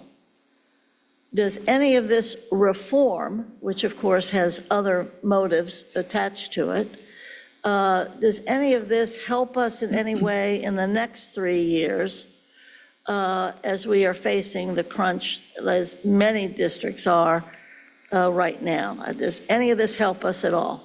It's an excellent question, but really all of this hurts us. So being on the 20 mil floor traditionally, after the property reappraisal, we would have seen an increase in tax revenue both from the 20 mil floor increase and from inside millage. This most recent legislation, 3 things. First of all, we're no longer a 20 mil floor district. So what you're going to see is our continuing levy value continues to go down as we head toward the 20 mil floor. So you're not going to see that increase in tax revenue. Another part of this reform is limiting the increase in inside millage. So we normally would get an increase in inside millage. We won't get that as well. So any kind of anticipated increases will be much lower or almost completely flat. So these reforms, at least for our initial these next 3 years or so, actually compound our problem. I won't say compound because that's an actual financial term, but make our needs even greater? Yes. Okay, thank you. Other board members? All right. Well, I will just give the one comment. I appreciate you keeping this in our attention, Treasurer Guston, and I think it also serves for us to have maybe a larger conversation around what is the long-term funding possibilities, because I do think voters will have, at some point, voting fatigue if they're constantly being asked to vote on not just our levies, but everyone within the community's levies and other tax interests that are involved. And so it does behoove us to get ahead of the game instead of behind. Board Member Lindy. It just took my brain a second. Thank you. I really want to just say thank you, Mr. Guston, for the presentation. And I just say, as we get into 2026, this is the year of this issue. I wish that this were easy or going to get better. I think it's going to get worse. And I think that the more clear-eyed we can be about what that means and what we have to figure out and get started as early as possible, I think that's important. And I just want to say how much I appreciate the presentation. And I look forward to figuring this out together. Other board members? Board Member Matt. So this was something that you discussed in the tax budget hearing, and I know you kind of went past it during this presentation, but I'm just referring back to page 4 for House Bill 309. And I remember the last meeting you showed us the video of county auditor, really just explaining the negative impact that this bill can have for us. And so I'm curious to know has there been information communicated about what the criteria would be or what the expectations would be if when we submit our tax budget, and if they were to not approve it, like how do we make sure that we're tracking in the right direction? Yeah, great question. We do have to submit our forecast with the tax budget. I mean, that's kind of a newer thing. I think I would say every county is figuring this out as they go. So the wording in the law was pretty vague. And there were no objective standards issued out to the budget commissions of what was unnecessary or excessive. So each county has to kind of come to grips with that themselves, and I think they are. I know just, the video from County Auditor Miranda was pretty powerful. I know how she feels about it. I think we have a good relationship with the members of the County Budget Commission, for sure. We'll continue to advocate our perspective is that, we need, every bit of tax money that's been voted by the voters. I think a lot of budget commissioners are going to have trouble kind of overriding the will of the voters, and going back and saying, the voters, voted for these levies for the district to support their operations. It's hard for us to come back and say that. There is a public hearing required if they decide that they want to make changes. I would assume we would, obviously we would get notice of that. We would have time to prepare for that. But I think we have a pretty strong case, that we are using all the tax dollars, that we get, and we're putting them to the best use possible to educate our students. Thank you for that. Other board members? All right, thank you, Mr. Gusson. Superintendent, I believe you have our next presentation. Yes, I do. Assistant Superintendent Randolph, she's going to come and provide the board and the public with an update on what's going on in our Office of Secondary Education, as well as career and technical education. Ms. Randolph.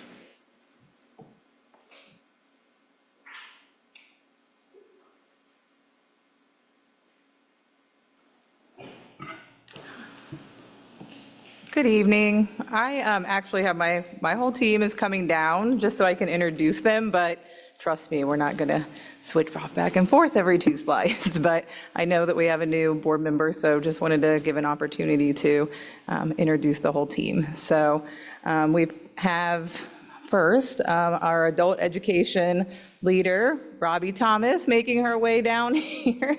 And then also we have for athletics, Director Josh Harden. So you will see him. He's all over the place, K-12. For our career and technical education, we have Mike Turner. He also does work with our strategic plan, and you'll see him at the SACCOW meetings as well.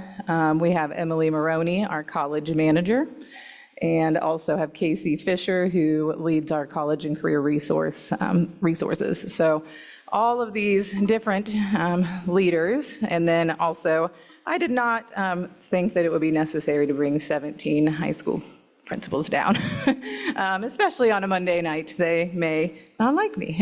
So just want to give a quick overview of everyone's work. So for those of you that do know the team, giving 2 slides for each department was a big task because some of them have a great deal of information to share. So any follow-ups or any presentations that would be needed in the future, just let us know and we can prepare.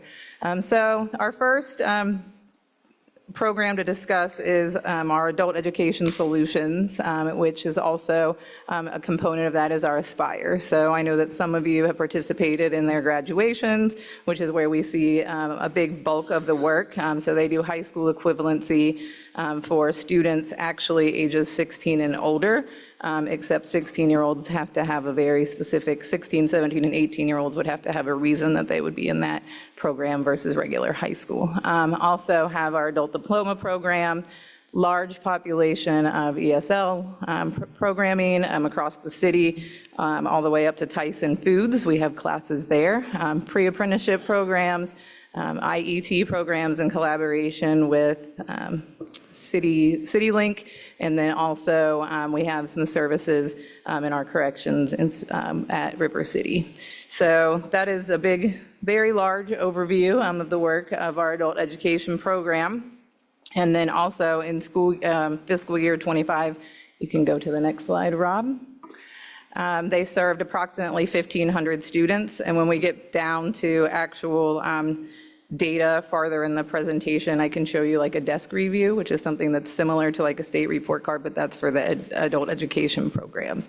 So these are just some big highlights of the program. It's fully grant funded. There's no general fund. We partner with the Ohio Department of Higher Education and also Soon, I think in July, will be the Ohio Department of Labor. Most of this work will move to. So there is a lot of grant writing, a very amazing staff. They have evening classes, they have distance learning, and then also, like I said, they have several campuses throughout the city. The main location is at Queen City Vocational Center, right above Virtual High School across the street from Taft. You can go to the next slide, Rob. All right, so for our athletics, a few highlights from first semester. We have moved over all of the athletic directors, as you know, so all of our high schools have their athletic directors. We've relaunched the Scholar Athlete of the Month, which I know some of you recall last year. We were able to have the students up here, and they also were able to get a $500 grant or gift card from Planet Fitness. So that was really neat. We also, I know the superintendent has already shared the cheer showcase. Some of you may or may not have heard that our district athletic director was hometown hero from the Cincinnati Bengals for his work with girls football. So for anyone who hasn't been to a flag football game this spring, I would encourage you to come out because it's much more fast-paced than regular football, and they have a really great time. It's really fun. And then also, we've already had our CPS Athletics Hall of Fame event, so just a lot of great work already happening across the city, and we'll continue to have more soon. We should have the Women in Sports Conference, and then also we'll have our, tell me the name, Josh, why am I losing it? Yes, we'll have our All-Star Showcase in April in collaboration with UC. So I know that you've heard from some of the other assistant soups program impact across the board. You can go to the next slide, Rob. So just, I know that overall, the athletics is across the board in all of our schools, K through 12. Mostly, probably the largest impact is going to be in the high schools. And again, when we get to data, we've done some data around fall sports, and not surprising, about 13% more students, the student athletes outperform their peers that are not involved in some type of after-school sport. So that is something that we track after every season. So we'll do winter and spring as well. We have increased the athletic trainers from 7 to 11. I know that that's something that's been a priority of the board, so we worked really hard to do that. Also, we have increased our girls volleyball, and then lastly, working on a college internship program. So Josh and his team work very closely with the universities to start recruiting and work with college students. All right, so moving right into career tech. This is fast because I was told brevity last semester, yeah. So career tech, just a few things. I know we've talked about the Business Advisory Council. They earned the 4 stars with distinction rating. Back in December, there was a team of us that presented at the National Career Tech Conference around the growth and internship opportunities for our students. Also, if you haven't had an opportunity to visit Woodward yet, their new entrepreneurship program that launched this year has opened a cafe. It's right now for staff, but hopefully they'll be able to take orders for more students and people, as long as we meet all of the rules for serving other things during the school day. And then also right before break or during break, Euler, specifically their media arts program, has officially partnered with Local 12. So Kyle Inskeep, who does a lot of work with us, also has really branched out and done a lot of work with them. So there's a little link to a news story that you can watch.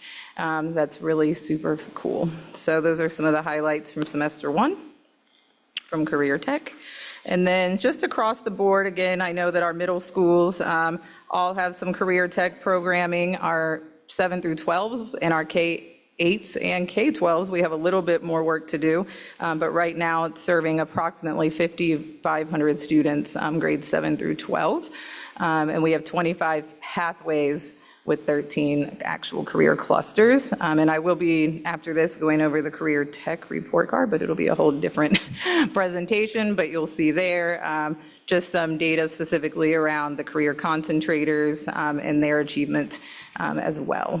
Also have received a few grants. We received the High Schools That Work grant so that we could expand into the middle schools, and then also the Battelle Manufacturing Pathways pilot. So 2 big grants that we received this year from that. Moving into college. So our College Credit Plus, just from summer and fall, we've already had 1,388 courses completed. We've increased the embedded courses, so those are courses that are inside of our schools, and then also increased the participation with multiracial students. We also continue to grow the college-bound partnerships, and we're continuing to push. We already had our college night for 2025 and had over 1,000 students participate in that. And then this year, we also launched the College Innovation Pathway at Saylor Park. So that's just staying in the same pathway as the one at Schroeder. So that is another expansion. And then again, a little crossover, but the superintendent already celebrated the Marion Spencer Scholars. But so just that's really exciting there. And then I know that UC also just really is a great support for our students. So glad to be partnering with them. Moving into College Impact, as of just last week, we had 822 students that were participating in CCP, College Credit Plus, and I know that I've also asked Emily to do some work around the course passage rate and what that looks like. So that is some data that we're working on as well. So we do have 94% course passage across the board. And then also an increase of the FAFSA, which was quite a feat because for those people that may not know, the FAFSA opened very late last year. So the team did a lot of great work there. And then we currently have 338 students that are enrolled in at least one of our 5 college pipeline or pathway programs. And then our college and career resource manager, Casey, she's working a lot on experiences for students. So I know that you've heard about CPS Edge. So we're getting ready to start the next round of that. And we've even increased departments that are working on that. And I know that food services is going to be taking some students. In first semester, we already had athletics, facilities, IT, marketing, and communications.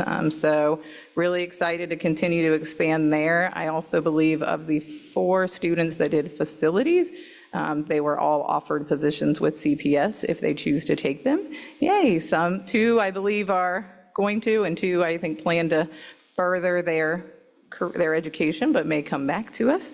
So that's exciting. And then also we had a grant with the ADM CARES. So that was a really cool experience. The students were really like testing, this is a STEM cafe, and they were testing different smells and putting different things together. And it was interesting to like watch their faces because they'd have to put different things together and then try to determine what it was. And one was like Coca-Cola, but it was very interesting because they were like, I know I've smelled this a lot, but they couldn't put their fingers on it. So that was really neat. And then we've also already secured the ADM CARES grant for next year as well. So that was a good opportunity for our students. And then also Casey works on our 3E survey data. So right now we're at about 75% of our seniors completed. So right now this is the way the numbers look. So about over 1,250 of our students plan to go into college or some type of post-secondary education. We have about 300 that plan to just go straight into the workforce. And also in that we take entrepreneurship, like we ask, that's what they plan to do. So that's where we capture that piece. And then we have 46 planning to go into the military, which is a little higher than normal, which I'm hoping it's because of our expansion at Aiken. You know, we have 2 JROTC teachers there, and hopefully we'll hear soon from Coast Guard around some expansion there as well. Also, under Casey's realm, she works with advisory, which, as you know, is board policy. So we have all the students in grades 7 through 12 should be doing advisory. We've aligned 9 through 12 specifically to graduation requirements. So ninth grade is a leadership program that is built in. It's already created for the teachers, and so they can just use that platform. Leadership Excellence gives 3 industry-recognized credentials, and that's in their 10th grade. And then the Ohio Means Job Readiness Seal is in the 11th and 12th grade. So if you look at the data from when we first started, we had about 114 students that were earning that seal, and as of class of 25, we had 1,423. So most of our students are leaving with that Ohio Means Job Readiness Seal. So moving over to high schools.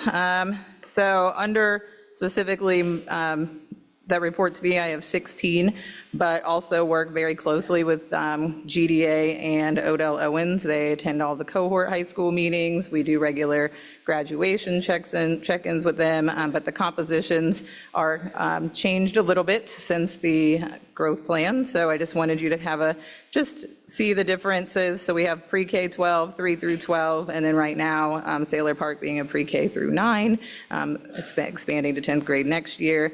Our 7 through 12s are still Clark, Dater, Gamble, Taft, and Walnut. And then 9 through 12s, Aiken, Hughes, Schroeder, Virtual, Western Hills, Withrow, and Woodward. Riverview East is currently grades 10 through 12 as we continue to think about what that looks like for the next 2 years. So overall, just under that, scope of work is about 14,000 students. And then thinking about just progress monitoring, curriculum. So all of the elementary curriculum is the same in the K-12s as the other K-6s. And then also for Tier 2 and high school progress monitoring, it's a little different because we don't really have iReady. So we have to use just our general curriculum through lesson quizzes or looking at our Tier 2 and or other resources that we have. So usually look at our instructional rounds and classroom walkthrough data from principals, utilize the NWEA MAP data, looking at the assessment authoring. So that's something that a lot more high schools are doing because it's giving them an opportunity to actually give tests like questions. So the schools are really liking that. And then also just using our adopted curriculum with their resources. So Success Maker, Think Circa, those really align to ELA. We have a Gates grant right now for an EDIA program, which focuses on higher level math, so grades 9 through 12. And then also just using Delta Math, IXL, and then social studies. Dave Traubert's been working really closely with those teachers around creating the focus assessments. We'll go back to the additional data in just a minute, Rob. This was the only place that I could fit it on. So just moving towards what the high school data looked like last year. So you can just overall from the value add data, all of the 9 through 12 subject areas had tremendous growth. So just really wanted to share that out because we're working really hard to think about as students get to us and how our achievement numbers look, how are we ensuring that we're growing students? So this is just an area that we're really focusing on at high school and especially looking at growth in algebra because it is an area that has so many different grade levels. So that's something that we're thinking about. Biology is an area that we know is still that we have to work on, and we have been working, and it's still had great growth, but we've already seen great growth in the fall to winter map data, which should be the next slide. So when we look at 7 through 12 across the board, well, really 7 through 10, this encompasses all schools, just all 7th and 8th grades, and all of us have schools with 7th and 8th grade. So this is everyone, but this is our current fall to winter projected proficiency equivalency. So even now we're on a really solid track in most of the areas. 7th grade is still an area that we actually just talked about last month at our last meeting with the superintendent. 7th grade is probably the area that we see the smallest amount of growth, but still working on that. So this is all 7, like I said, 7, 8, 9, and 10 data. So as we track our entire team, if you can go back 2 slides, Rob, onto the additional data.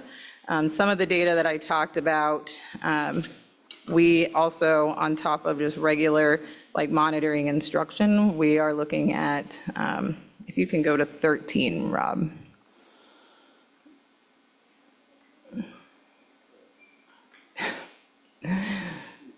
Oh, no. So some of the areas when he brings that up that you'll be able to see as we track. So on here, there's not any student name data. So I did not want to, like I gave sample workbooks, but one of the pieces that we started looking at was looking at schools that had not moved in gap closing or went backwards.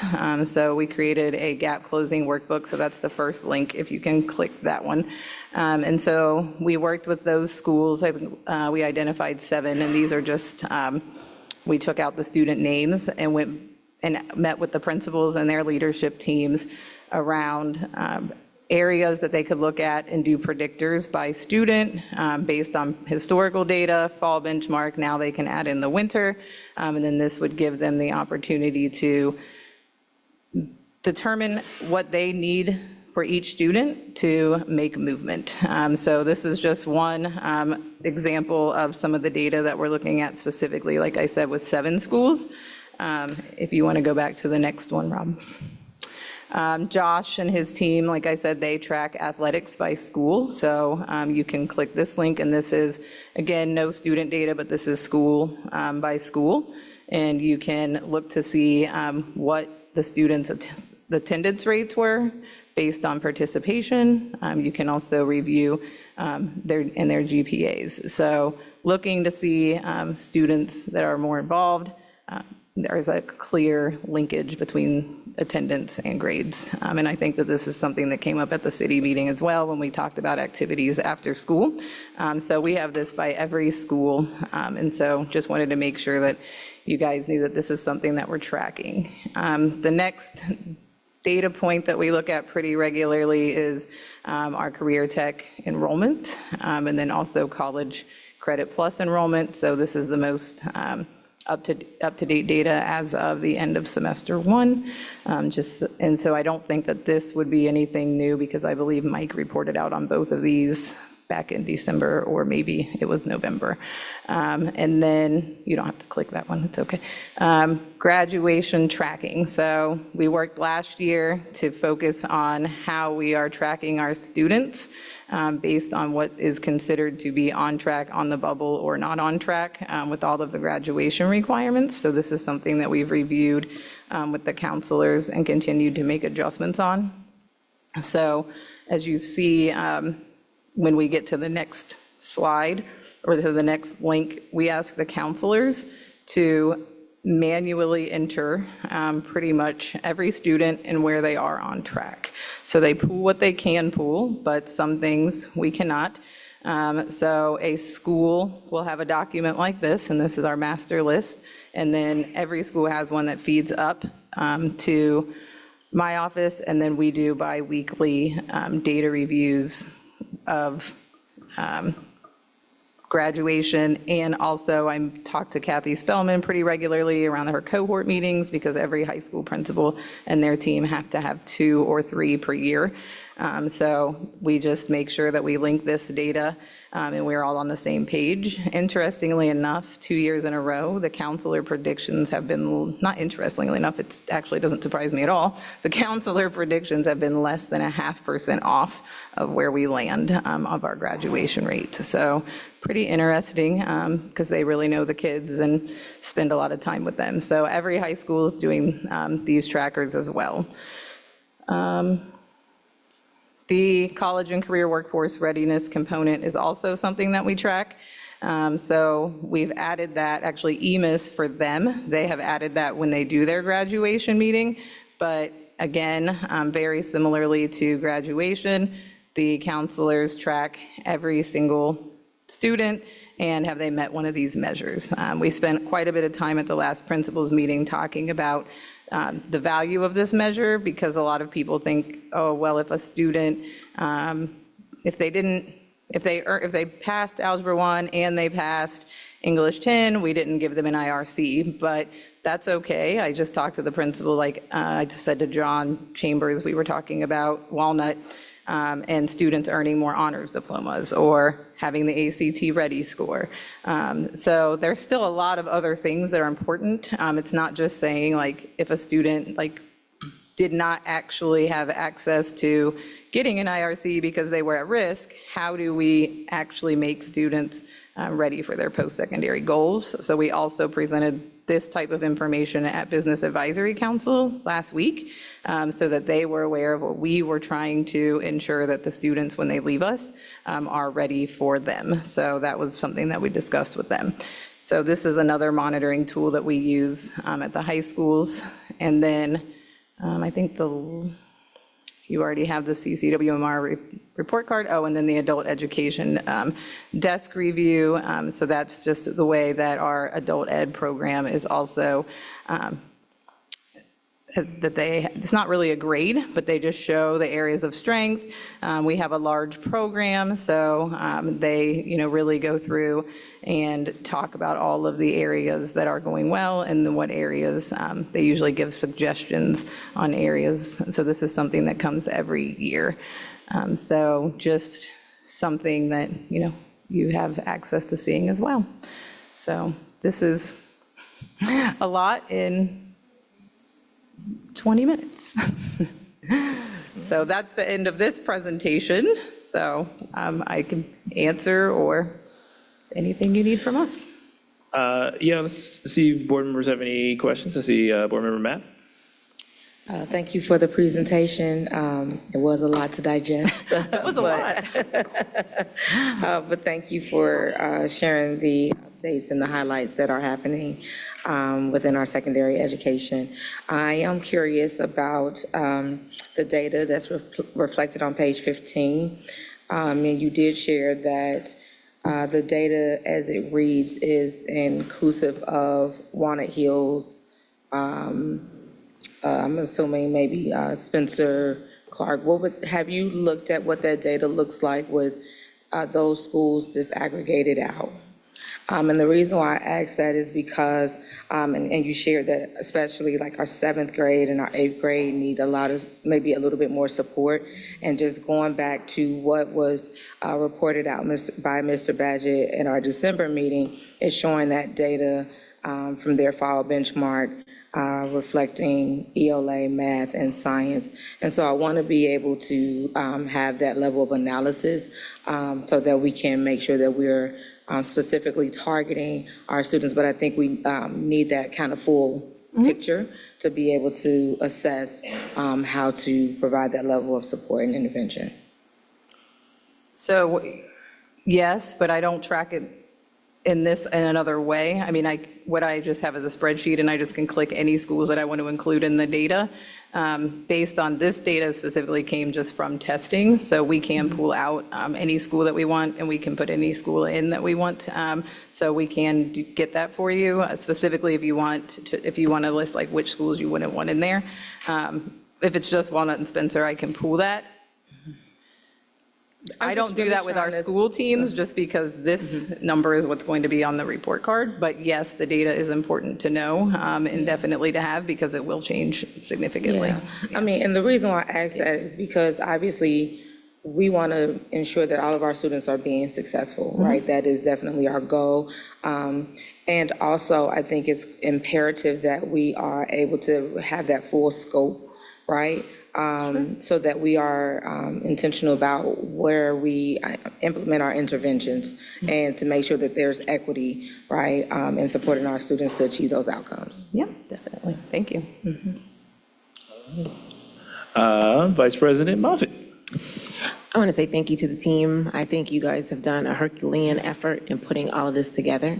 And so I appreciate the work that you do. Even though my questions may sound a little critical, I'm very, very appreciative.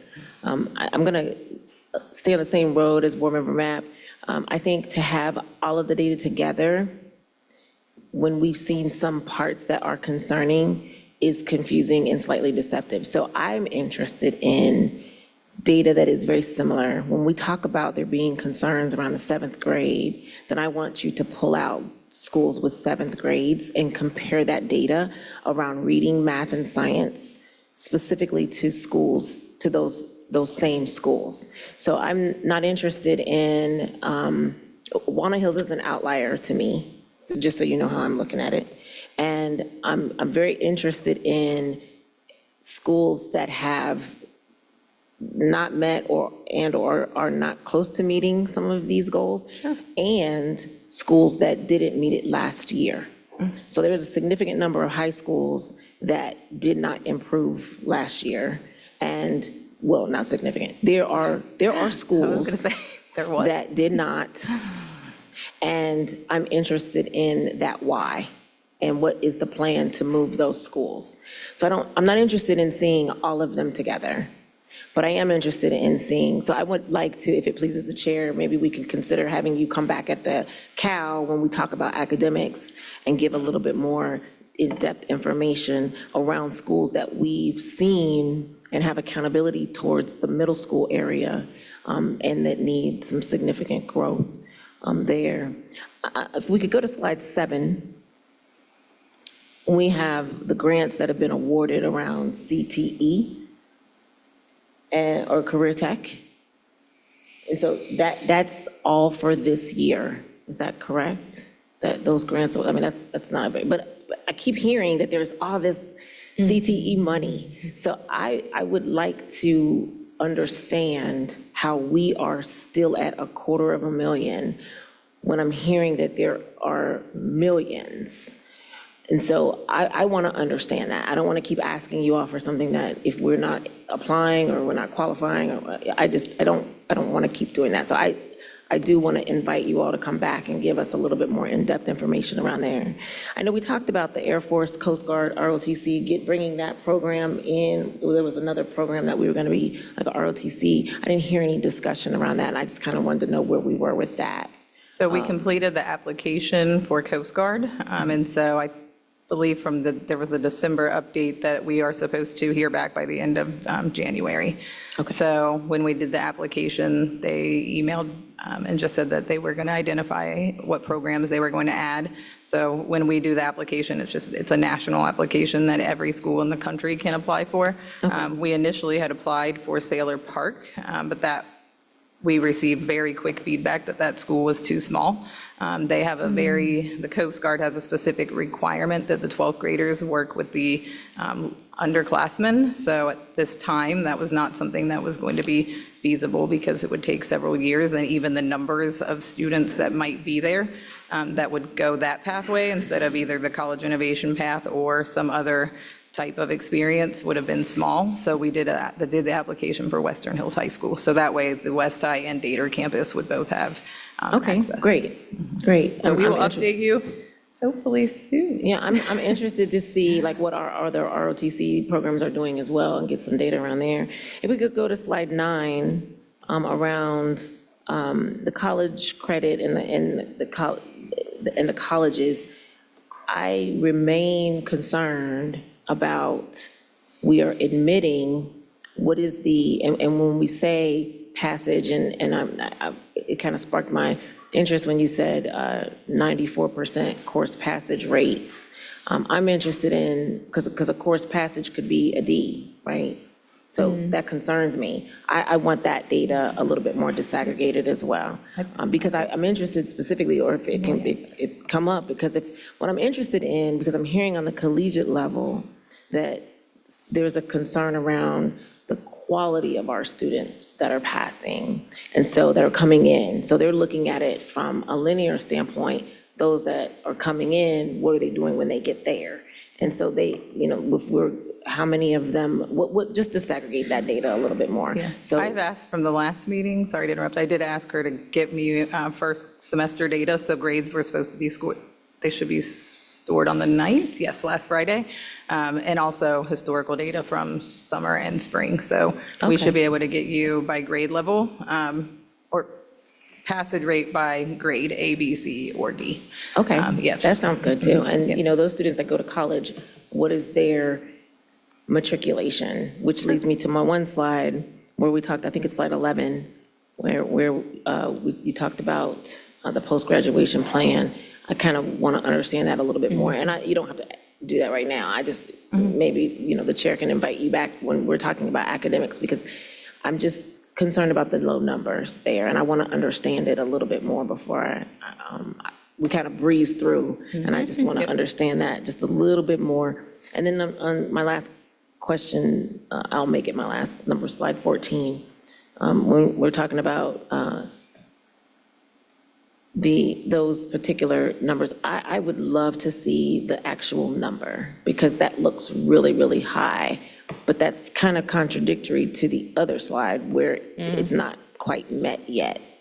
So I'm confused. So this is value-added data from spring testing of 2025. So this is student growth. So it's that progress component. So this is where, when we talk about, so there's the achievement component of the report card, which is actual proficiency. This is the progress component, which is the same. So progress and achievement both hold equal weight on the state report card. So when you think about actual value added, so I'll use Western Hills High School, for example. They had a 4 in progress, but their achievement is not a 4. It means that the students, when they come to them, are growing above the exceeded growth. So I will get into the EVOS system to see what numbers there are, but this is the actual document that we usually operate with, but Amanda has the effect size for each school. So typically, sometimes, well, not typically, but sometimes you will see some of our higher performing schools struggle a little more with progress because the students come in so high functioning that growing them at a higher rate is a little higher. So I think we've seen some schools maybe go, I think one of mine specifically dropped in progress because of student growth. But then, so at the same time, like I said, you might have a Western Hills that has an achievement of 2 because of proficiency, but because they were able to work to grow the students above the expectation, which is what the blue would be. So this is more around progress of a specific by student versus proficiency, which is the other slide. So the other slide is our fall to map, or is our fall to winter map as of last week. Got it. I just think, for me, and I think the public, whatever the public is going to look at. Sure. Because they're going to get confused, and they're not going to want to say progress, value, add, gap closer. They're not going to understand it. So specifically want to get whatever it is they see on the report card to get a further understanding of that. And that'll be my last. I have more questions, but I'll wait till you give an academic. Thank you so much, everybody. I appreciate it. All righty. And again, we can certainly include additional information in CAL meetings and future meetings to clarify any confusion folks have. See, Board Member Armbruster first, and then Board Member Lindy. I'm just going to first say thank you to those of you that came tonight just to say hi to me. I appreciate that. I appreciate everyone catering their presentations to keep me informed. It's very helpful. And then I'm just going to have a couple of things, and I don't even know that you necessarily need to respond tonight, but just food for thought. On the grants, I would love to see, a success rate for us. Like, how many of the grants are we applying to? What is the success rate of those grants? And if we're getting rejected, what is the reasoning? Is there something that we can point to that we could improve upon when we're doing those applications? I think it would just be interesting. A lot of nonprofits use that success rate as a benchmark for their fundraising efforts. And then just really quickly on slide 11, for the employed number, I would love to get more detail in the next presentation about what we do to ensure the quality of that employment, and for entrepreneurs, what we do to support them on that journey before they leave our buildings. Thank you. Thank you. Board Member Lindy. Thank you. I just want to say how much I enjoyed this presentation. I taught middle school, and I know some, but not as much, about high school and all the different pathways afterwards, and it's changed so much just since I was a student here. And so I feel like I learn something every time you all present, and I really appreciate that. and there's no but coming at the end of all this. I think really, I just want to ask, like, of all the things you have shared, is there something that you are proudest of, or you feel like is the best piece to celebrate? Oh, goodness. I am really proud of our college and career, just like workforce readiness component and the work that we're putting into that, because it is an equal measure to graduation. So when we think about really making students ready when they leave us, because a lot of times we talk about what does that look like. So I'm just really proud of the work that the team and the schools are putting into that, and also the business partners. I mean, like I said, the Business Advisory Council was like on fire Thursday, just talking about all of the ways that they can help support. How can we even add more internships? So I'm just really proud of the work. I mean, even we relaunched Beyond the Tassel last year, so we have a committee of teams that are coming together to just think all about like the high school experience. So I think really just, it's hard to say because it's all of the work, but it's really like after they leave us that really, or that they leave us and we know that we have prepared them to the best that we can with a lot of experiences. And that makes total sense. I had a theory that it might be one of the things on here, but I don't know. Like, can we go to the AP figure that was on here somewhere? AP. It was like the percent of students taking AP exams. Yeah, that's probably under the college one. I can find it. I saw it on the one I had here.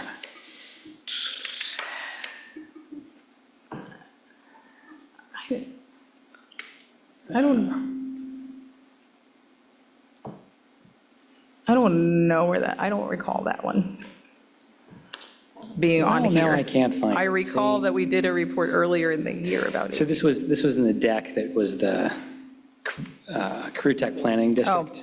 So that'll be the next one. Okay, well, I'm not going to give that away then. Okay. Maybe I'm wrong, but I was, I will come back to that one, and thank you. You're stuck I with really me for a appreciate whole nother set of presentations. Thanks. Hey, Board Member Bolton, do you? Yes, thank you very much. Couple of things. First of all, I want to celebrate the fact that although I'm not a big fan of the Ohio report card, I do want to celebrate the fact that the first year that it's been measured officially and counted for, we did make state standard for college, career, military readiness, which is part of our theme, Prepared for Life. And I think that is a nice culminating success. I'm glad that there was a lot of things that went into that in the last few years to expand our ability to meet that standard. I'm interested too about the possibility of reinventing the high school day.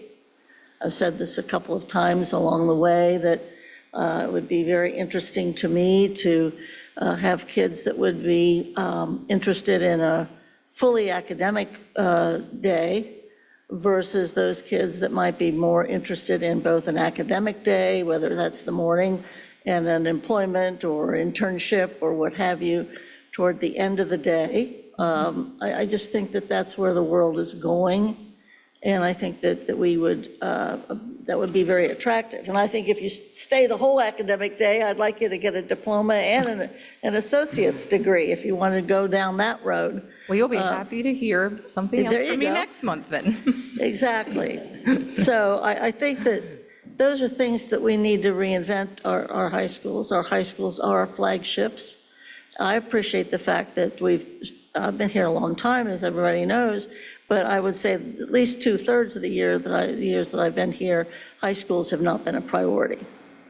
Everything else has been, but high schools have not, as well as the expansion of career tech. I think, again, that is positioning us for the future, certainly. I'm interested, those are my comments, but I have a question.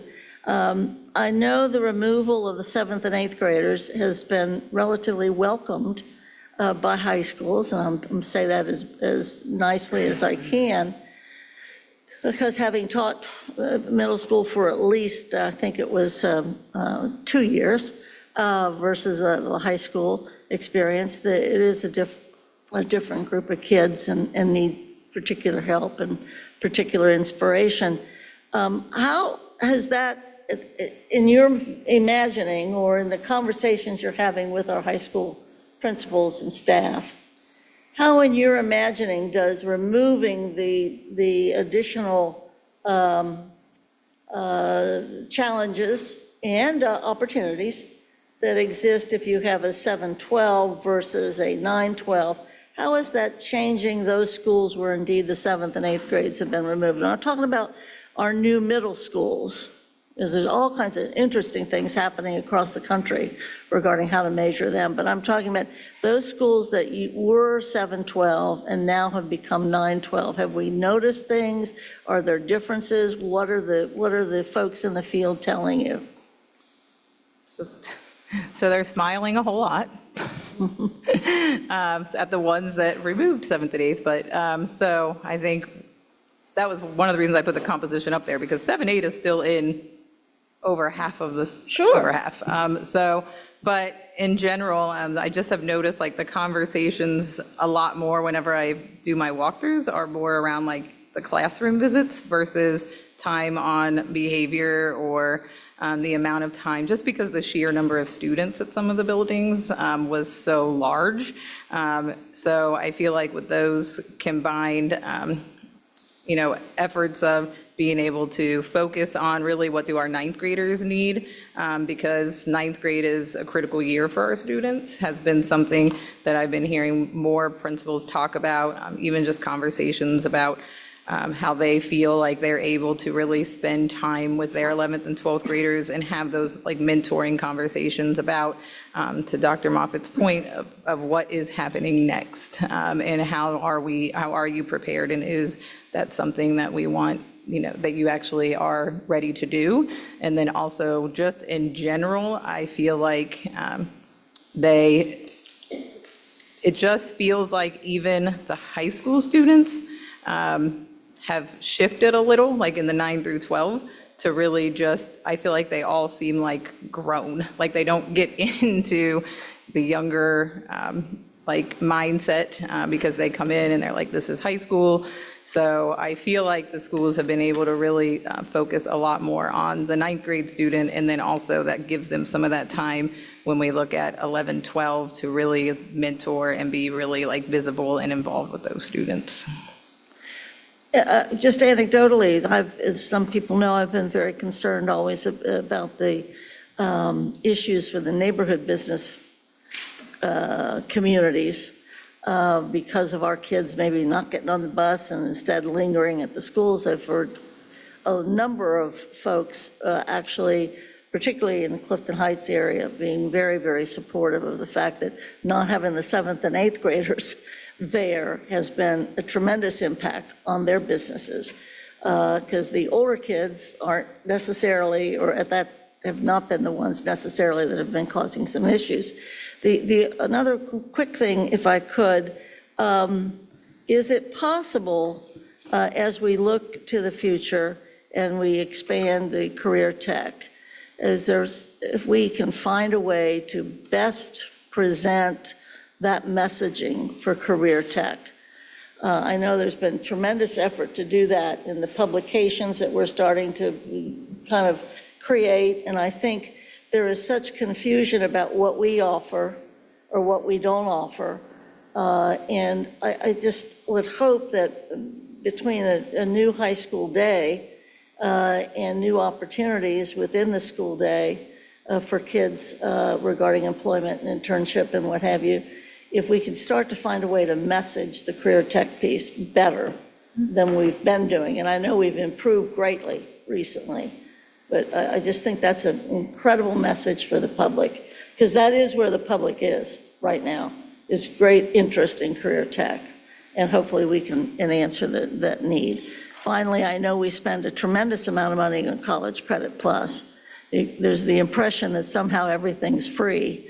The district is spending a small fortune on College Credit Plus, rightfully so, and saving families a great deal of money. And I think that's also a message we need to get out there, because we need even more children, more teenagers to be doing the College Credit Plus. as a financial as well as intellectual effort. And I think it's a very important financial burden that we're carrying that is helping our families and our kids, especially our first generation college kids. Thank you very much for your work and concentrating on the flagships of the. And I believe Board Member Crossett, you had your hand? Yeah, the Aspire program is impressive, and I think it's something we haven't highlighted enough, especially in the realm of the city regarding there's many other groups in the city that focus on GED and trying to get people through high school and on their way after they've reached the age of graduation. I just think that's something else we could highlight. Also, I would just want to reiterate that the communication around CET could be clearer and simpler. I mean, there's 25 pathways at 13 clusters. That's hard sometimes for people to understand what that is. I guess my only question might be on their graduation statistics. Now that you're looking at that more carefully and you've got lots of data and all that, what do you think is the single most thing that's impactful on increasing our graduation rate, if there is one? And maybe you don't have to answer that tonight, but something to think about, something to research, I think.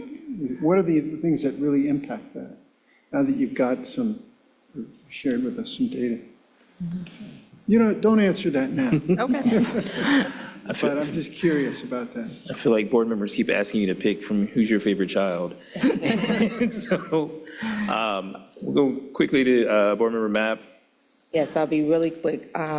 I do want to call out, and this is in response to some things that Board Member Bolton spoke about.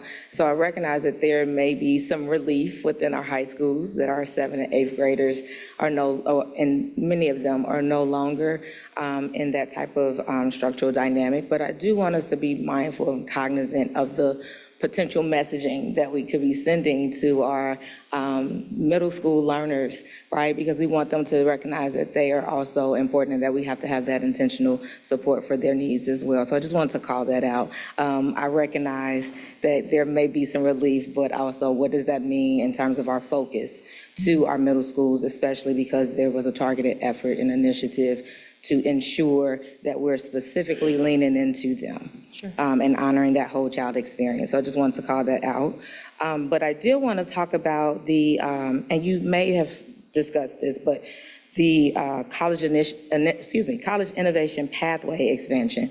And if I'm not mistaken, that is a program that was set up with Schroeder High School and UC. Yes. So could you just share, and you may have already done so, and I apologize if you did, but can you just speak to, how that is going? Because I think it was initiated in 23, maybe? Yeah, this is right now, the sophomore class is in the second year at Okay. Schroeder. So last year was the 9th grade at Schroeder, and then this year we've added 10th.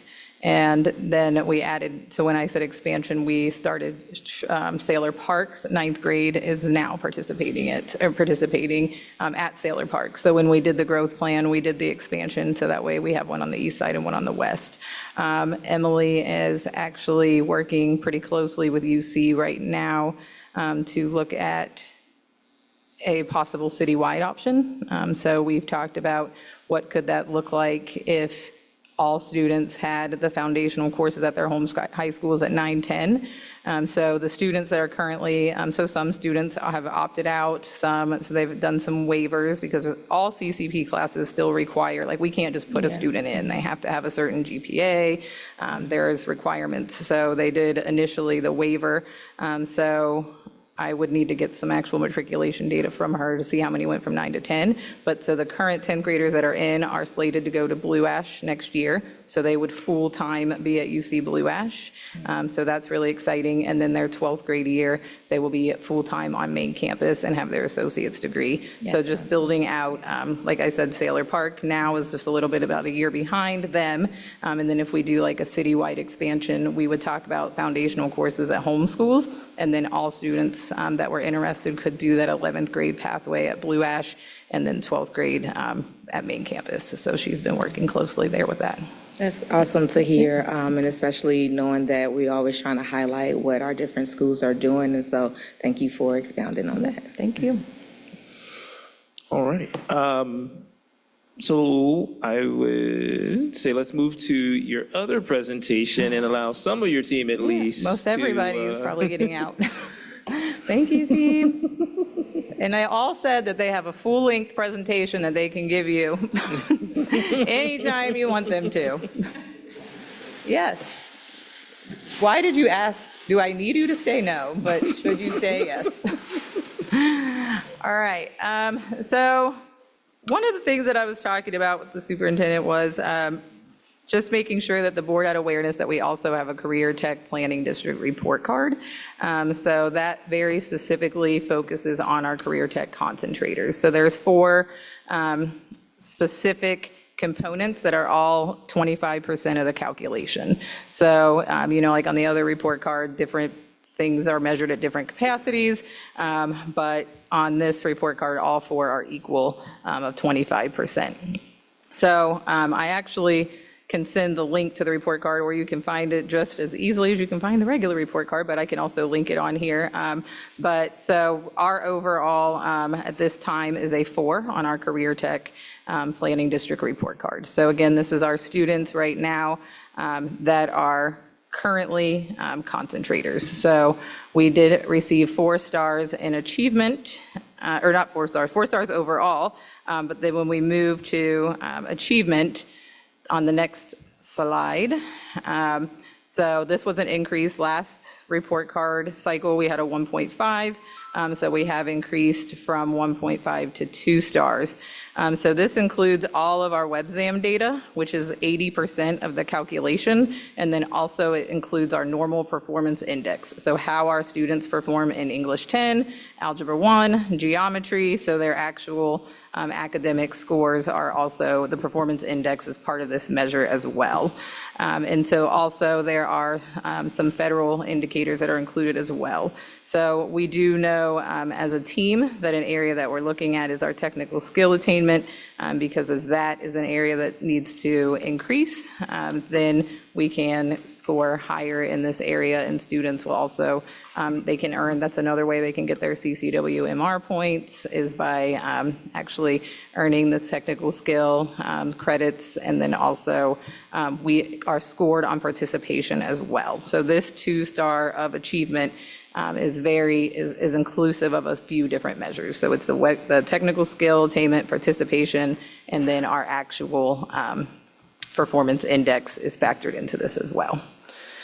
The next slide just shows our technical skill attainment over time since COVID, where we've tried to bounce back.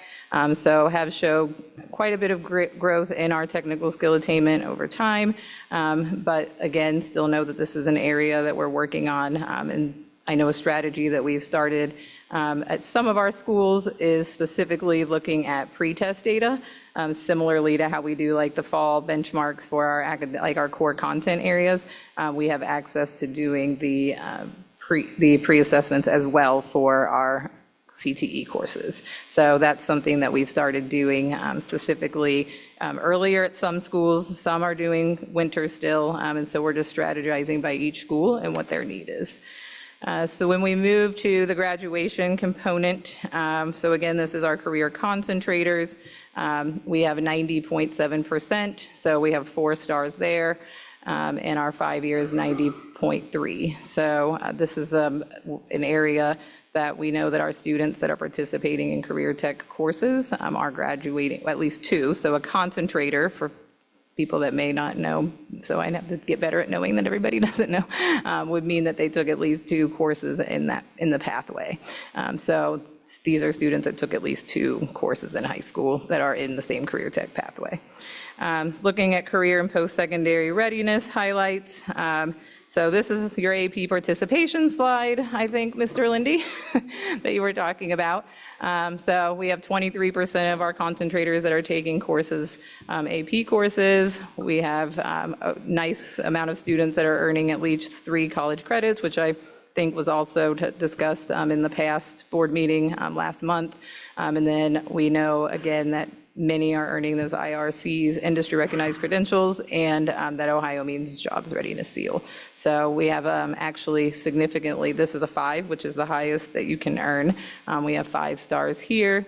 And then also post-program. So post-program is self-reported. So the team has to reach out to the concentrators. They have a list and they break it down. And it is very specifically self-reported by a student. So if a student says that they're working somewhere, then they're not. We don't call every employer, but it is, again, self-verified, and that's the way that it happens across the state. So as of now, the team was able to get in contact with 92% of the students. And so, again, at this point, this is where they land. Oh, next slide, Rob, sorry. You're all probably like, what is she looking at? So this is another area that we have 5 stars in. Also looking at that percentage of industry recognized credentials earned for, that doesn't mean that maybe they earned the one in their pathway, but some that have earned other IRCs, and then also the ones that earned the 12 point specifically. So this is also 5 stars, which is the highest that you can earn on the report card. So all of these combined give us a 4 overall for our Career Tech Planning District report card. So this was faster, but maybe a little less information. Yeah. So, or maybe some that's familiar.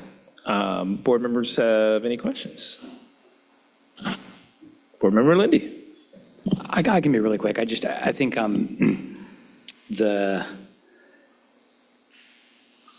I just want to go make really sure that I understand this, and I apologize if this is a silly question. If we go back to the AP figure, that's for all high school kids in CPS. This is only students that are in our career tech concentrators. So that means they've taken, so this is, yes, Cincinnati Public Schools students, yes. But a subset of Cincinnati Public School students. I think that makes the point even louder. Like, it's good. Like, I just think that that's 1 in 4 of the students who are career tech concentrators are taking an AP exam. I think that's great. I mean, I just think it's a nice, I'm a very loyal Walnut Hills alum. It's also nice to know that so many students outside of Walnut Hills have access to and are taking AP exams. I think it's a nice model of expanding equity and holding a nationally high bar for what kids should be able to do. Could we get it higher? Sure. But I wanted to say thank you. Thank you. Board Member Matt. Yes, I'll be quick of just looking at page 7 with the post-program outcomes and just looking at the apprenticeship and where we're landing with that. And I'm just interested in knowing how we're working to kind of build that out, or if we're creating that alignment with expanding the CTE options. And also, are we seeing this number reflected in terms of I think there was the assessment or the testing that was required to be able to step into like an apprenticeship space. I'm just kind of curious to know how we continue to grow this area, especially with the focus and emphasis on CTE. Yeah, I think this is something that also was brought up on Thursday at Business Advisory, thinking about how do we do more partnering to do that, because it is an area that we do want to grow. So I think as we look at even expansion in our own programming, some of those pre-apprenticeship programs that we could do inside of our schools will be really crucial to making sure that our students can move into those programs. We do a lot more around like recruiting or specific schools, like, or apprenticeship programs will come, like today, actually, on top of the barn at Aiken getting delivered today, there was also a scholarship program this afternoon for 2 students that are joining an HVAC apprenticeship program after high school. So I think that we have to continue to build those partnerships for when students do leave. I think familiarity, as we think around, we did our career symposiums the last few years, and looking at what options students do have. I know that General Counsel Hoying has also talked with Casey around working with our own trades, our own programs within the district to see what their opportunities could be for our students that are interested in that. So that is an area that we know that we need to work to build, number one, understanding from students and readiness, because we have heard, especially around the Algebra 1 component, that that's an area that we have to work on. Absolutely, thank you. I just recognize that just having had my own experience directly with the apprenticeship now, how much of a game changer it is for our students and the opportunities that's made available to them to be able to work, after graduation directly on different job sites, and just how that has been just a truly impactful opportunity. So I definitely would want to see how we can continue to cultivate that. Thank you. Other board member questions? So I'll just give 2 quick statements there, and then I'll let you leave the lectern there. You had enough of me tonight? I mean, you can stay there. We just don't need. I'll just turn it off. I want to slightly piggyback on what Board Member Matt was talking about with regards to apprenticeships, and I think this is actually an opportunity for us to revamp in our thinking around what is an apprenticeship and how do we get folks into those things post-secondary or post-graduation.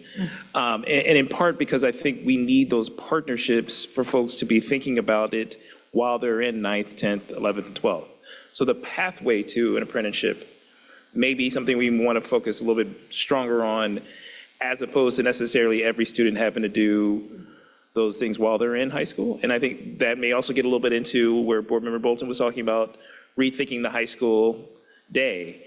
Because I do think there could be a pathway for someone to say, for instance, 12th grade year, do a pre-apprenticeship opportunity that would prepare them and lead them into being an apprenticeship program.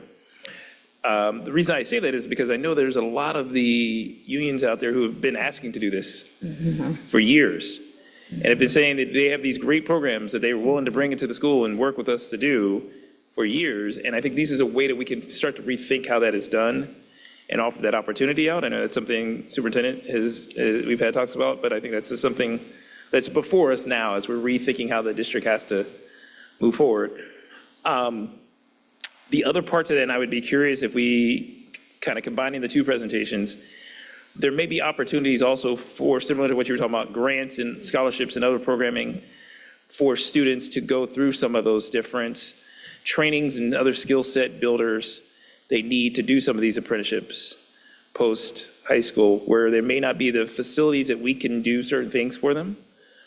But for instance, if they're able to go and get trained or go to a opportunity, whether it's spring, summer, whatever the case may be, that they can then be able to grab that material and grab the information and use it in industry. Because I do think one of the concerns that I have is that we are doing a phenomenal job of meeting the state requirement for industry-related credentials.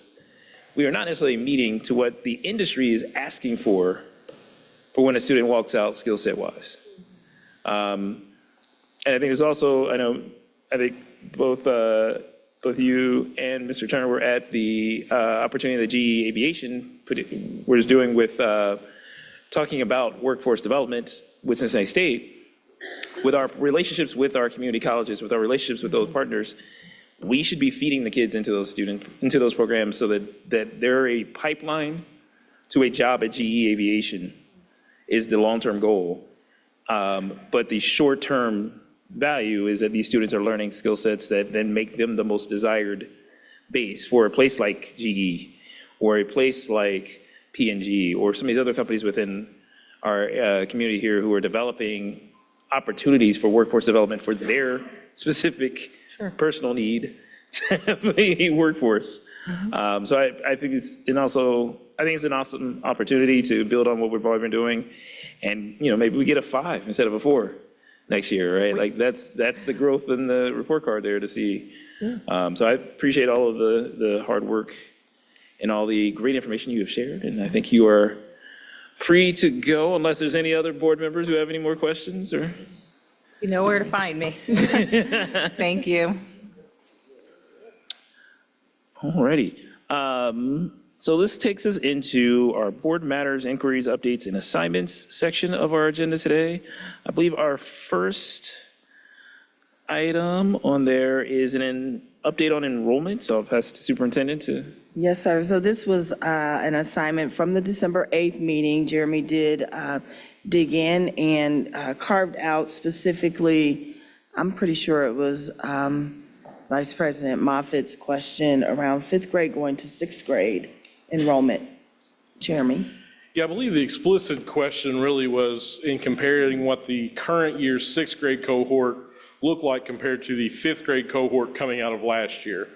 So I kind of put this chart together. It gives a little more information, but the short answer to that is there were basically 100 less students in the 6th grade cohort when compared to the 5th grade cohort last year. But to expand on that, the context of the question really was looking at what is the impact of the creation and movement of the middle schools on that cohort moving from 5th to 6th. So I expanded the question slightly, and you can see the color coding here is helping us look at that 5th grade cohort, focusing in on them across the chart as they move to the 6th grade in the following year and what that change is traditionally, looking at the last 5 years. So we can see the first yellow section, starts in 21-22, the 5th grade cohort going to 6 is typically a 130-ish student reduction in that transition. We can see that consistent in the first year, the second year, then in the third matriculation year for from 23-24 to 24-25 is actually the anomaly. That only dropped by 4 students. That's abnormal when you look across the overall trend. What our normal rate looks like is around an average of 100 plus students at least in the difference between our 5th grade cohort when it becomes the 6th grade cohort. So to call that out, essentially to answer the bigger context question, it does not appear as though the creation of the middle schools and the movement involved directly impacted what our normal expectations would be for our 5th grade cohort going into the 6th grade. And of course, then the chart just expands to where you can do that similar exercise if anyone is interested for all of the various grades. One thing I did kind of note today in prep looking at this that I probably should think to call out, and definitely glad I have the opportunity, is to explain a little bit on the green column, because it looks like at first glance, if you were to just be like, oh, the green column shows the difference, meaning the enrollment from one year to the next, say 24-25 to 25-26 is 1,218 less. That's not what it says.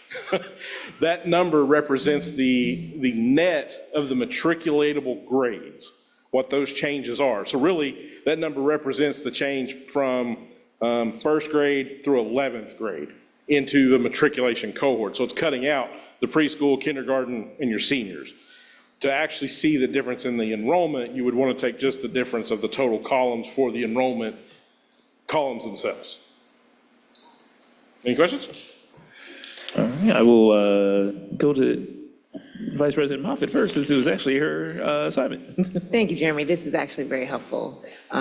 It has me with about 3 or 4 more questions, but it's very helpful, and it definitely succinctly answers my question. It wasn't just to kind of add additional context to your additional context. It wasn't in looking at the creation of middle schools. It was looking at our enrollment over time. Do we lose students at the 5th grade going into 6th grade where they've ended their 5th grade career and they're choosing another option? Or do we lose them at like 7th grade or 8th grade going to 9th grade? Like, it was to look at the trend of where we're losing the bulk of our students to whatever the reason, private schools, public schools, or whatever. So that was just because we had kind of created the middle school model. 6th grade was where that was for me. For that particular, I think we were talking about middle schools, but yes, I appreciate the data, and I'm going to look at it more in depthly and probably meet with you to have more questions, but thank you. Any other questions from board members? And again, Ms. Gallagher, I think this is really helpful for us to also see certain points at which we can see where students are coming into the district, and in some cases where students may be leaving out for a short period of time or leaving out after inconsistently, each year. And so, it's important to note, looking at that 8th grade to 9th grade year, we've generally had a substantial increase, which tells us also that there are a number of students who may not have been in the district for 6th or for 7th and 8th, but are back in the district at 9th. And that explains a lot also when we look at what our high school numbers looked like for years as opposed to what our junior high grade level and our middle school numbers look like. So appreciate y'all your hard work in putting this together for us. Thanks. The next on the agenda there is the strategic plan, I believe. Yes, sir. So I believe everybody knows that our team did 2 rounds of working on the strategic plan as a result of the direction from the board to begin to work on at least a 4-year plan that has a financial component of support to it. And so we had previously prepared this slide that has RFP questions and responses and an executive summary of the partner that is listed in today's treasurer's report to present to you, hoping for your support. I mentioned that we did 2 rounds of the RFP process because initially when we started the work, working with the treasurer's office, we were going to put $50,000 towards our new strategic plan.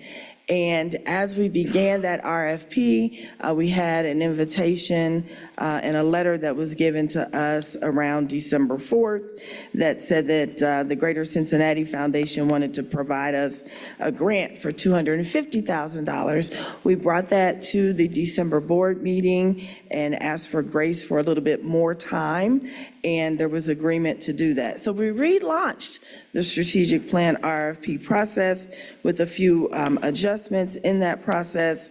And as a result, there was a group that then came together over the winter break to score and review the second set of RFPs, and then take a look at the top 3 scores and made the decision to look at videos and had a lot of in-depth conversation about the RFPs that we received. Thursday came and I had opportunity, we were all set on Wednesday to present to the board through the board updates the name of Rice Education Consulting. And then on Thursday, I had an opportunity to meet with the Education Committee of the CBC. That was a great conversation. And then they made the request to partner with us to do our strategic plan process. I explained to them that we had gone through the RFP process and we were prepared to submit a name and had submitted by our Wednesday due date. And then on yesterday afternoon, I got a second letter from the Greater Cincinnati Foundation wanting to increase from $250,000 to $350,000. But the component of that includes one, that the original $250,000 that we have presented to you today would be reduced to $100,000, and that the remaining $250,000 would be granted to CPS if we would agree to hire a mutually agreeable strategy partner with deep expertise in developing strategic plans and financial models with a large urban school district. So I'm not sure what I'm presenting to you right now. I apologize. This has been in the last 24 hours or less. So just to be clear, because I think, yeah, like it's all happened in a blur to you and it's all happening in a blur for us as well. The original grant that was offered out by the Greater Cincinnati Foundation was the $250,000 towards the process to hire a external contractor to assist with the development of the strategic plan. Yes.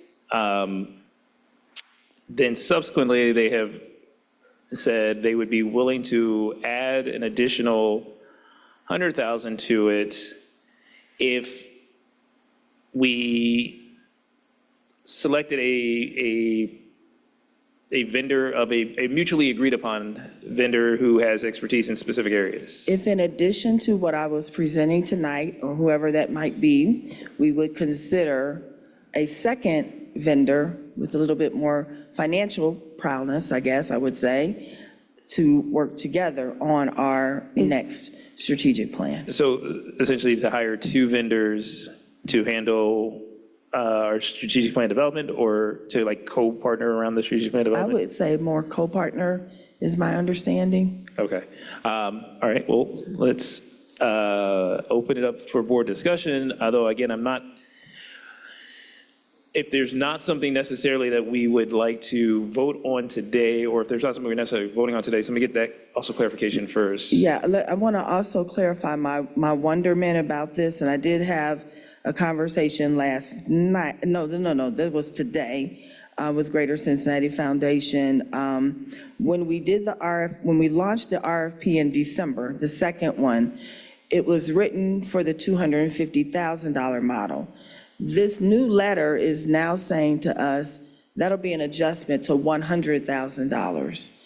I have not discussed that with that vendor or the team, because this has happened so fast, and I'm hoping to be able to have that be a part of the board's discussion in terms of direction as well. Okay, so just to be clear, and then for our board discussion, there's the first aspect, which is what we actually put out for an RFP, and then there's a second aspect of whether or not this new opportunity that would require some level of collaboration between organizations or vendors as part of that process of developing our strategic plan. And so, again, I will open it up to board discussion. I see Board Member Armbruster has her mic on. I just have a couple clarifying questions before the discussion starts. One, is this secondary vendor someone that has already submitted an RFP that we've considered and have an idea of, or is it someone brand new? I appreciate that question. So there were 21 applications or responses to the RFP. All I can tell you is they're looking for someone that would be mutually agreeable. So they don't have a person in mind They at this did not moment? give me a person Got it. in mind. Let me go back and say this came up during the conversation Thursday, and it went back to 2016. I wasn't at the table, and so you'll have to help me a little bit.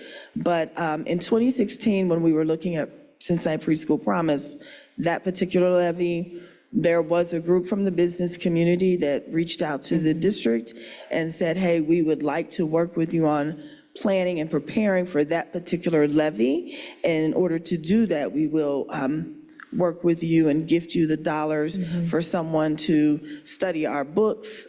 I don't want to mess this up, but to help us with strategies that would get us to pass that levy.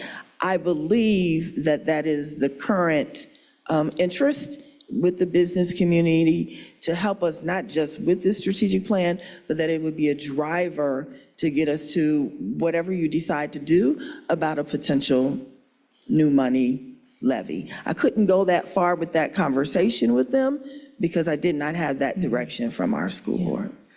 Yeah. Did I answer your question, Board Member? You did. Okay. I think my follow-up question would be, does that take the initial RFP process and make it null and void because that money is no longer available?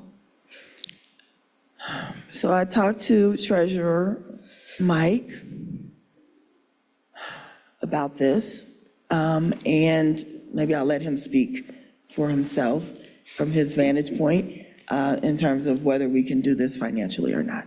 I think there's some unknown there. I do think, we had initially in our minds committed to finding, $50,000 to do the initial RFP. I think we could find funds. If That is not my recommendation. I want to make that very clear. I'm not asking for the district to pick up the other 200,000. I was clarifying that the 250,000 from Greater Cincinnati Foundation is no longer on the table.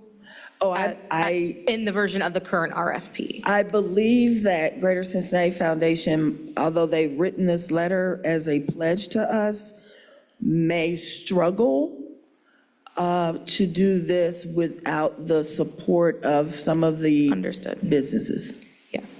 Yeah. I'll just say, I am happy to hear that the business community has reached out. I think it's important to do this work in conjunction with them. I think if we're going to use this strategic plan to leverage on a potential ask from the taxpayers to support the implementation of that through new funds, it's incredibly important to have the support of the entire community. I think this conversation we're having right now is very confusing to me and very out of order. Board Member Matt. Excuse me. Well, thank you, one, for sharing this updated information. And I appreciate the support that Greater Cincinnati Foundation is willing to offer. Yet at the same time, I am concerned and really kind of looking for your perspective and your thoughts about the vendor that you were proposing, because unfortunately, and I don't really have, any particular feelings about the vendor that's presented one way or the other, still kind of doing my research and was going off the feedback that you shared. But I guess it's concerning and problematic as we're having the conversation, because there was one recommendation for one vendor, and I can imagine that there was probably already, kind of aspirations of going forth from the vendor's perspective, and to now have conversation to ultimately be in a position of no longer being considered is what it's sounding like. And so I too agree with Board Member Armbruster about the out of order. It just presents as a lack of consideration. And maybe it could have been handled differently in terms of how it's presented. I do appreciate you sharing the information. But again, the vendor that was being recommended at least went through the process, and now it sounds like we're circumventing that process. So that's my only thought about that. Vice President Moffitt.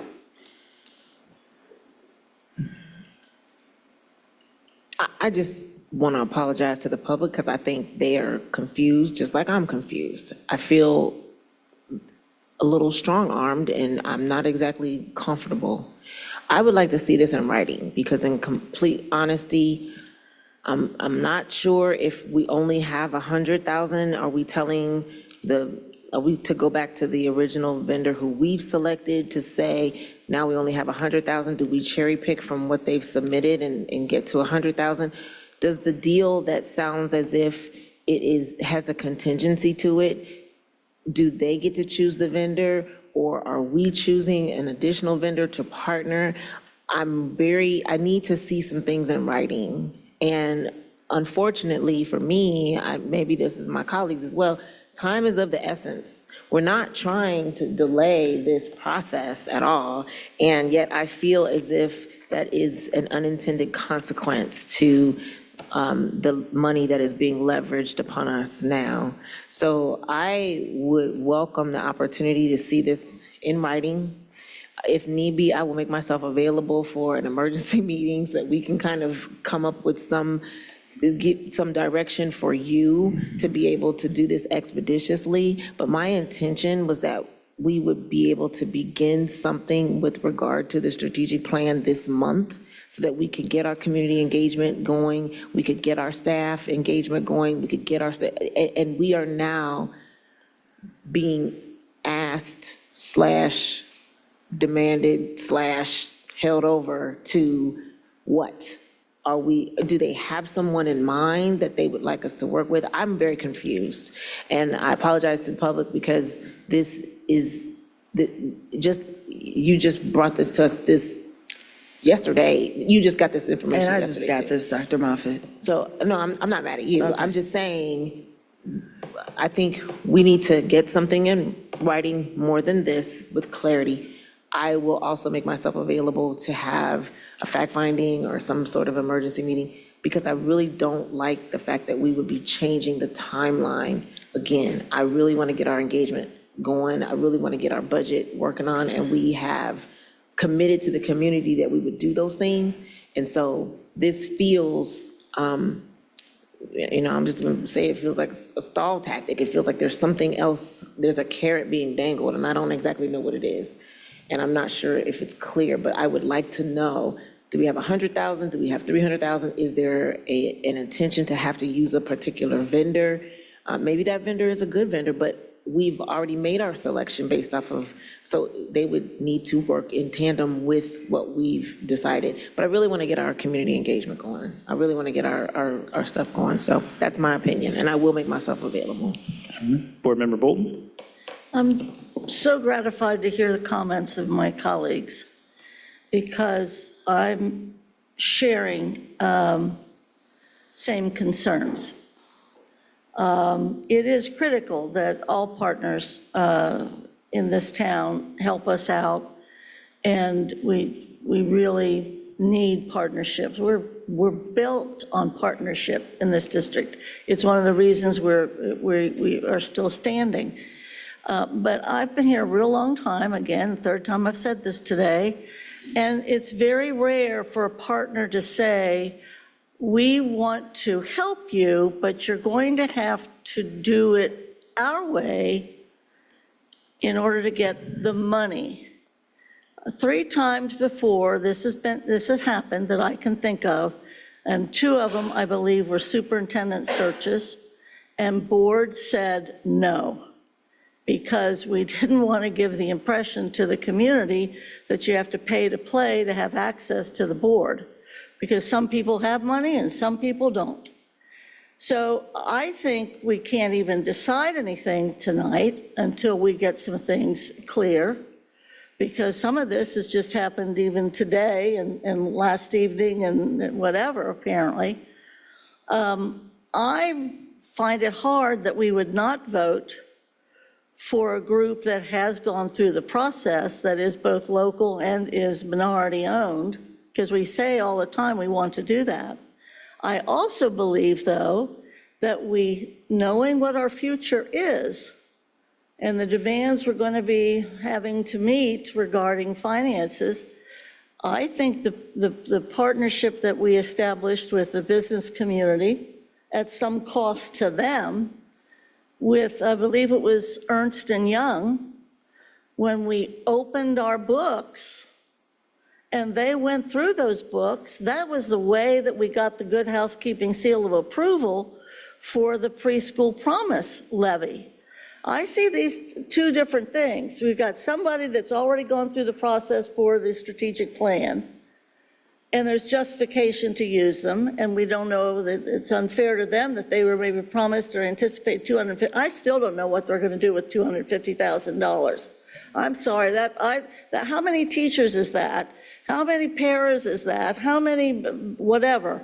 But anyway, okay, we've got somebody to do the strategic plan that the superintendent's recommending, but I say let's welcome the business community to help fund getting a private group to come here. The treasurer's ready to, I would be willing to. We've gone through this, and we need that seal of approval anyway for whatever asks we're going to be making of the community. But I see these are 2 different things. I say, to Kareem's point, Vice President's point, we can't miss a day, a month, because we'd have to do an RFP all over again, in fairness, as well as tell these people, no, we're not doing you, after they've kind of gotten the idea that we have selected or they've been recommended. So I say, let's, we can wait and do it in the 26th or whatever we meet again, or we can have our strategic plan vendor, and then we make an approach to the business community, help us, or you fund the work that these professionals private professionals have to do, looking at our books to get that Good Housekeeping seal of approval. But this is I'm going to quote our newest member, out of order? Yes. Out of order, because we must do our business in public. So we have to share with the public this kind of thing, and it's actually, I'm uncomfortable sharing this. Thank you very much. Other board members' comments? Mr. Crossen? No.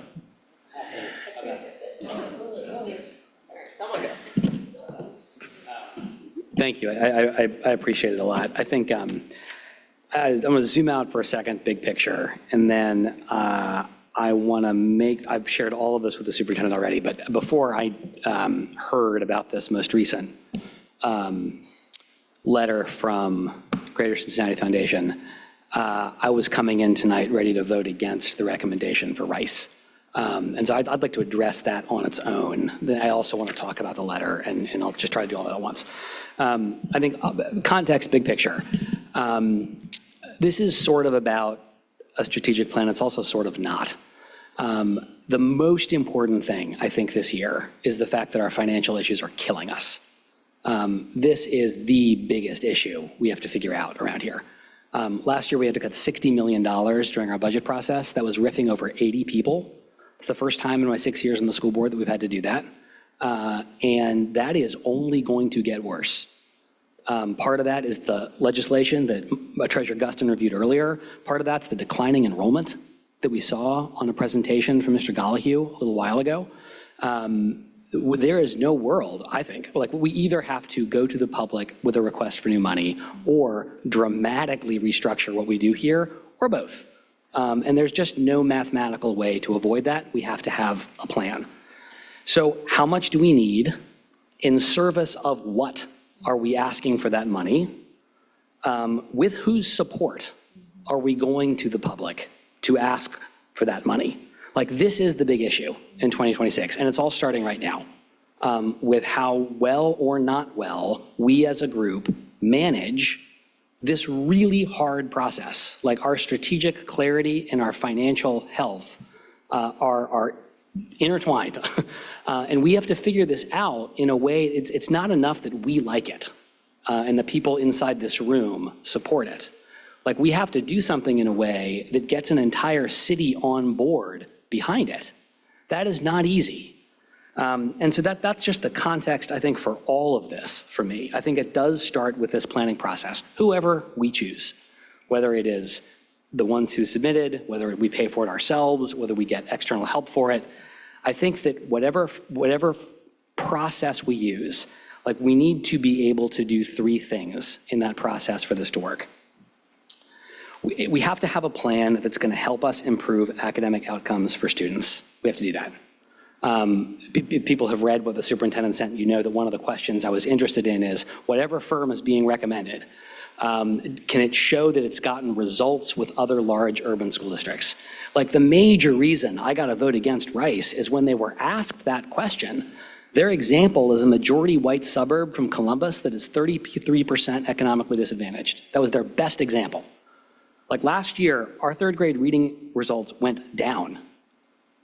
Our Algebra 1 pass rate for low-income students is 39%. We have a lot to celebrate around here. I do not want to be, like my New Year's resolution, I do not want to be all doom and gloom all the time. We have to be clear-eyed about what we have to do. And if we're going to get help, we have to get help from somebody who has done that before with other large urban districts. It is not the firm that came through in the recommendation. That's why I have to vote against it tonight. I shared all this with the superintendent ahead of time.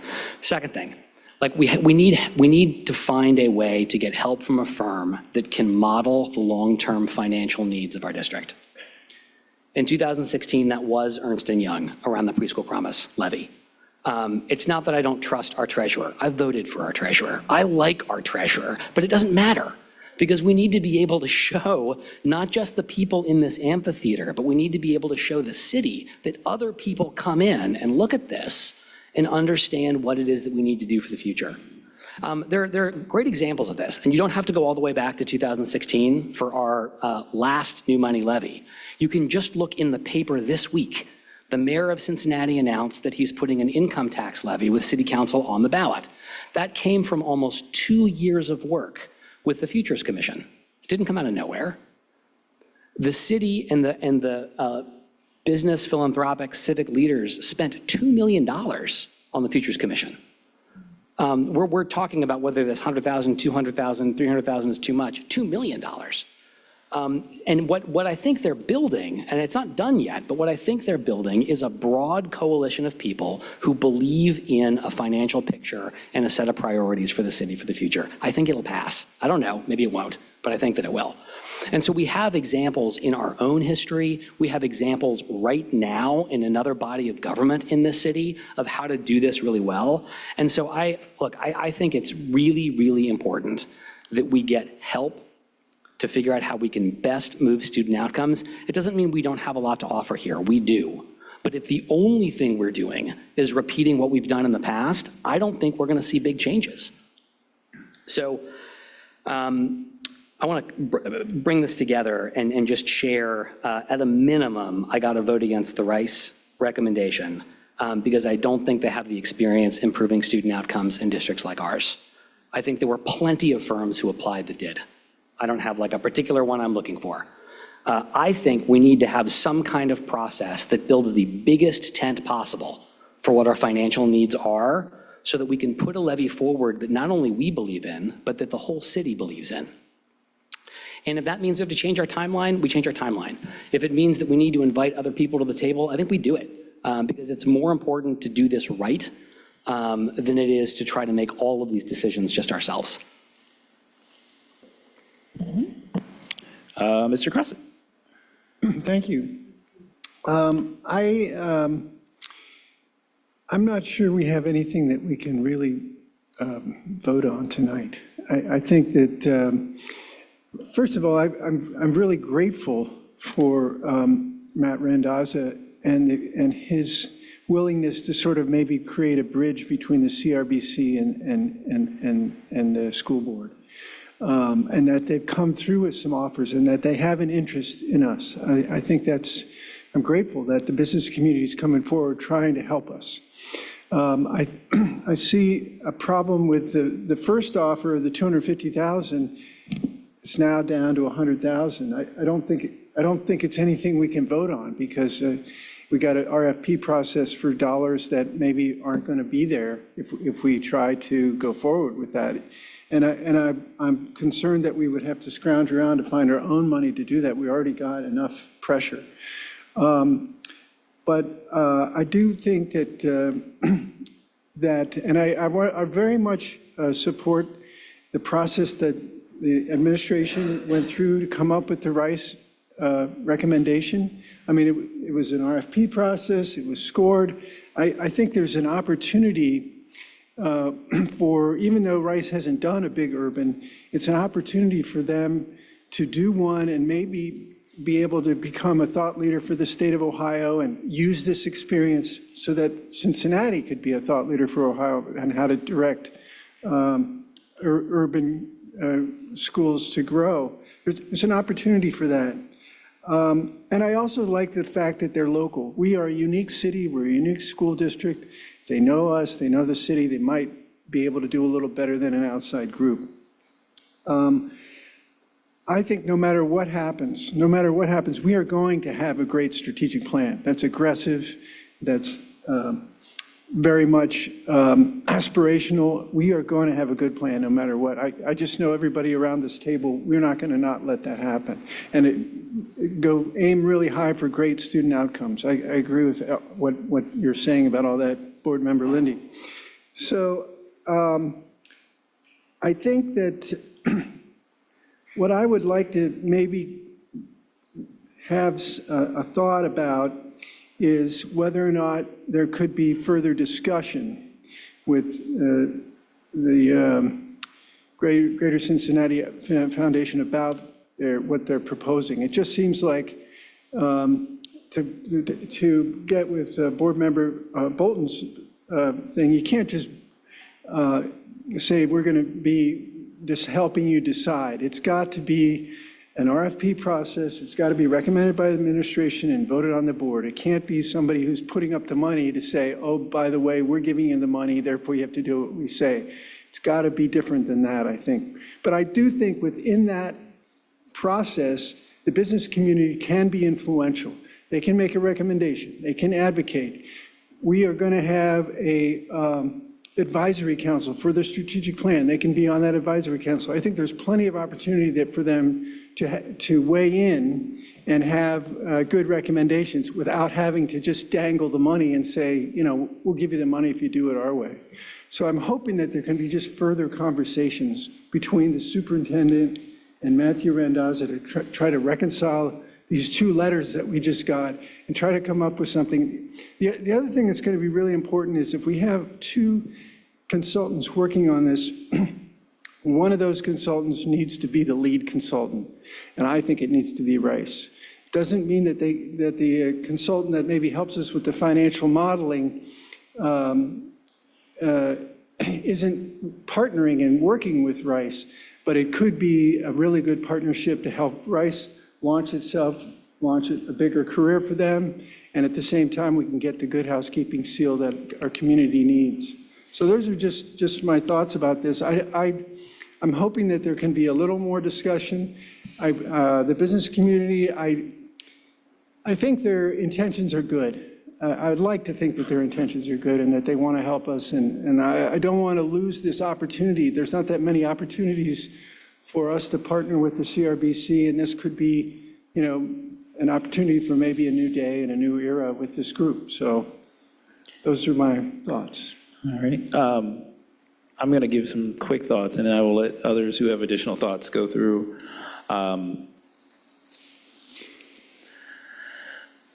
share a concern that I think from what they presented to you is a reframing of what the work was intended to be done. And I say that because what the letter says is that 100,000 would go towards engagement, and then the rest would go towards strategic planning and financial. And I think that's a miss. You can't do engagement on something you have no part in developing. I think it's not a logical offer. And again, if we were doing a strategic plan for a 25-year strategic plan, then sure, you would do a huge level of engagement, you do multiple years of this, that type of deal.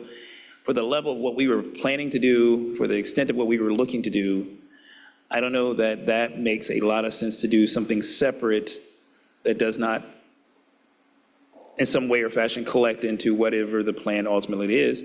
Because the truth is that what you're going to get is a group of folks who have decided what the strategic direction of the district should look like, and another group of folks who have gotten feedback on where they think the district should go to, and the two almost guarantee to not connect.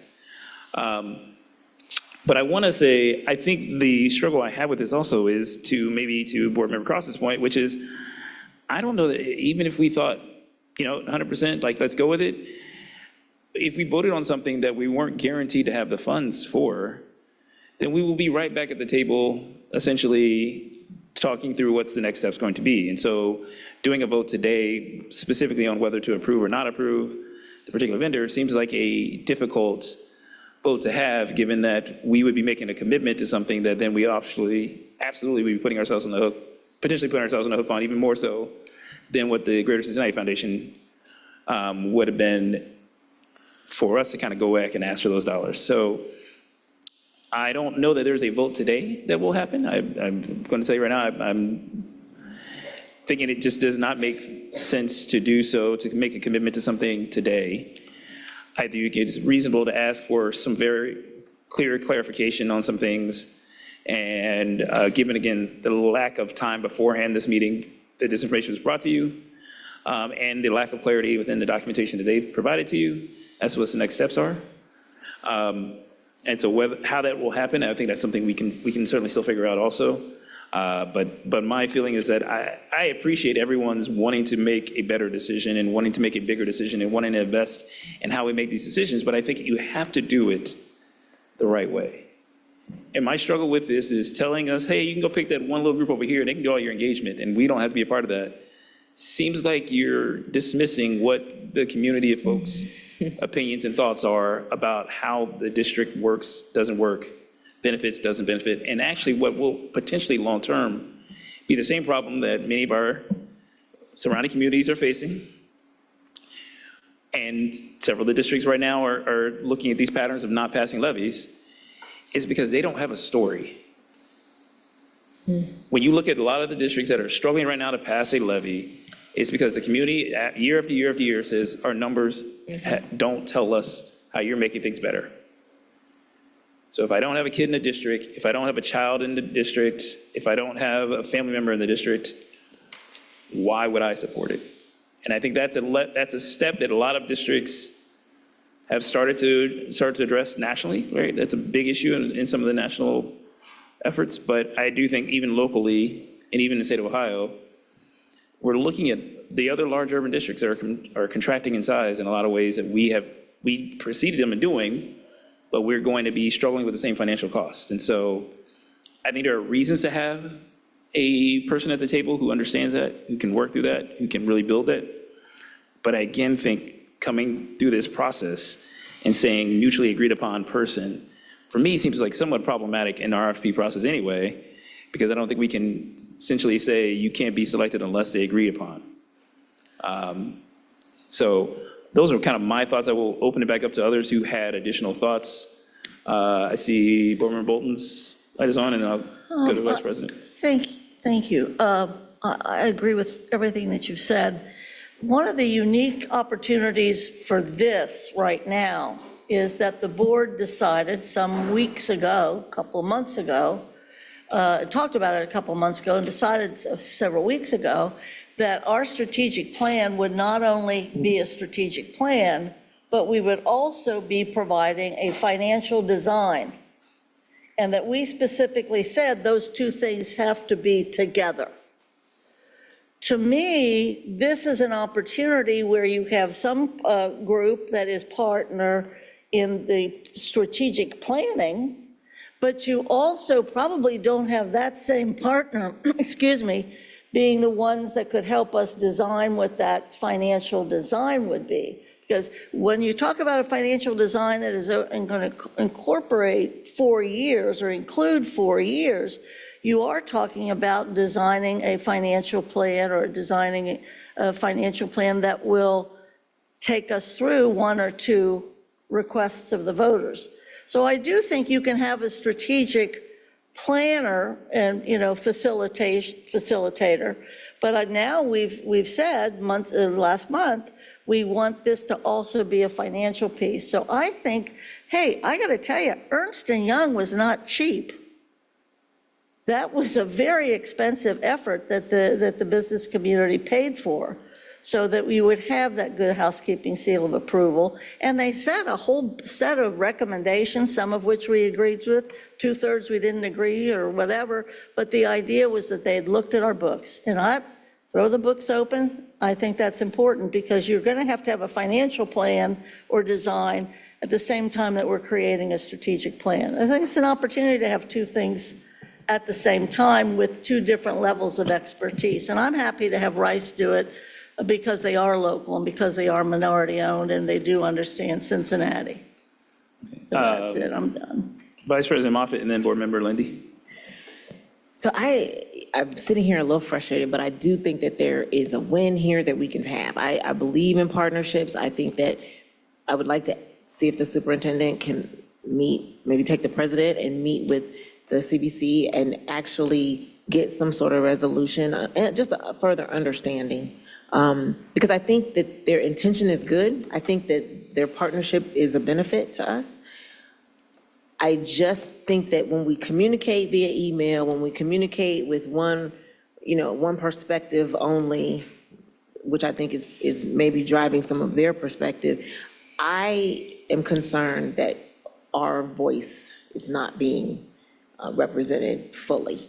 So I welcome the opportunity. And I do think that maybe to use Rice as a benefit. I am not as concerned when I looked at the applications around some of the concerns that Board Member Lindy shared. I do think that there can be benefit, extreme benefit from using a local minority-based firm. They have experience doing a strategic design. It's not like this is their very first one. And I think that they do have benefit there. But I also think that the business community or Greater Cincinnati Foundation being a partner can benefit as well. If we sit at the table and actually discuss what our needs are, how we came to this opinion, you discuss that because that's, you're the voice of that. I think that maybe we'll have a little bit more information, a lot more buy-in, and then we will have more understanding. And it will be speaking more from a more diverse voice from the district rather than just one or two perspectives. So again, I'm going to invite us to make ourselves available.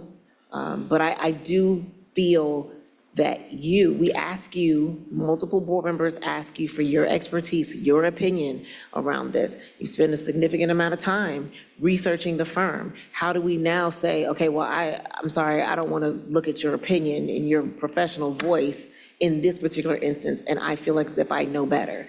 So we can't have it both ways. If you've done the due diligence and you've done the research and you've researched this company and this is your recommendation, then let's try to make that recommendation fit within what some of the guidelines of our funder is recommending. I appreciate that. And then Board Member Lindy, and then Board Member Armbruster. Thanks. I mean, if the suggestion for tonight or the plan for tonight is let's not vote on the original recommendation we received, let's not make a decision on the letter, but let's continue having conversations to try to figure out the best way forward, I'm very happy to support that this evening. I just go back, if the idea is we vote to do the contract with Rice, I just cannot support that because this is our chance to do something bold, and we are going to spend $3 billion over the next 5 years. And it can't be, we're just going to keep doing the same things we've done and do our planning with only perspective from inside our own landscape. There are firms out there, multiple ones, who applied in this RFP, who have experience improving student outcomes in districts as large or larger than ours. And I think shame on us if we're unwilling to partner with those groups, even when offered philanthropic money to do it. I think the kids and the families that go to CPS deserve much better than that from us. And so if the proposal is, let's keep talking and figure it out, great. If the proposal is, let's use Rice as a strategic planning partner, and then let's see what else we can find to model the financials, I got to vote against that. Okay, I had some time to think. So I don't think we're voting, so I don't want to harp on this, but I do think that the tone and the framing of this conversation is incredibly important because there are people watching this that want to see this board be open to the idea of partnership. And it's not just the business community, it's other partners that want to partner with us. It's families that want to see us looking outside of ourselves. So I think we should really concentrate on opening ourselves up to the idea of partnership in the correct order and in the correct way. But I do just want to say that I, like Ben, had many questions coming in tonight about the Rice contract and did not intend to support it, mainly because of two things. One being their engagement strategy. So the idea of hiring them or asking them to redo a bid for engagement feels wrong to me because I wouldn't support it in the end. It is very internal focused. They have a very small component of external engagement listed in their proposal. I think they have 2 sessions that are outside of the entire 80 sessions that they're planning that were external focused. That to me is a complete short-sighted misstep on the district. If we had all the solutions within our 4 walls, we would be doing the work already. The second thing is I'm gonna be in the minority here, but I do not feel that this is a place to prioritize local. It's not taxpayer dollars, so we're not sending taxpayer dollars outside of our district. I do trust you guys. I think you did a great job with this presentation, but I also want to point out that the top 3 were within like 4 points of each other. So I think there were other options. And when you look at your selection rationale, you specifically say that them being local was a part of that selection. I would recommend that we don't have the luxury of being their test case for an urban district. We need people with experience. Our students need solutions now. We need outside expertise. We need benchmarking. We need this. And if you look at successful strategic plans, they're often not local organizations that are doing them. That's my opinion. I understand it's not the popular one, and that's okay. I do support local and a lot of other things.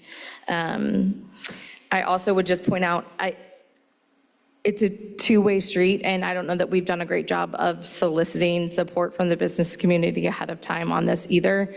I don't think the way this is going down is doing anyone any favors, but I don't want to frame this as they are the bad guy here, because they are offering support. I don't think it's dangling a carrot. I think it is a genuine offer of support. But it does need to be done in an appropriate way and in a public and transparent way. So I think to give you a little bit of maybe a consolidation of thought here, I think for right now, based on, This is 30 seconds. I just forgot to include my thing. I think if the timeline is what's creating pressure, I think we should relax it. I know there's this piece in the eval about having this done by June 30th. I know that's important for this next year budget. Maybe with the right team at the table, we could figure out a way of doing right by our next year budget and also doing this process in the right kind of way. I just wanted to say, like, if that helps, I think I'm more than happy to relax that timeline a little bit. That's all. Okay. Thanks. Board Member Cross. Another quick 30 seconds.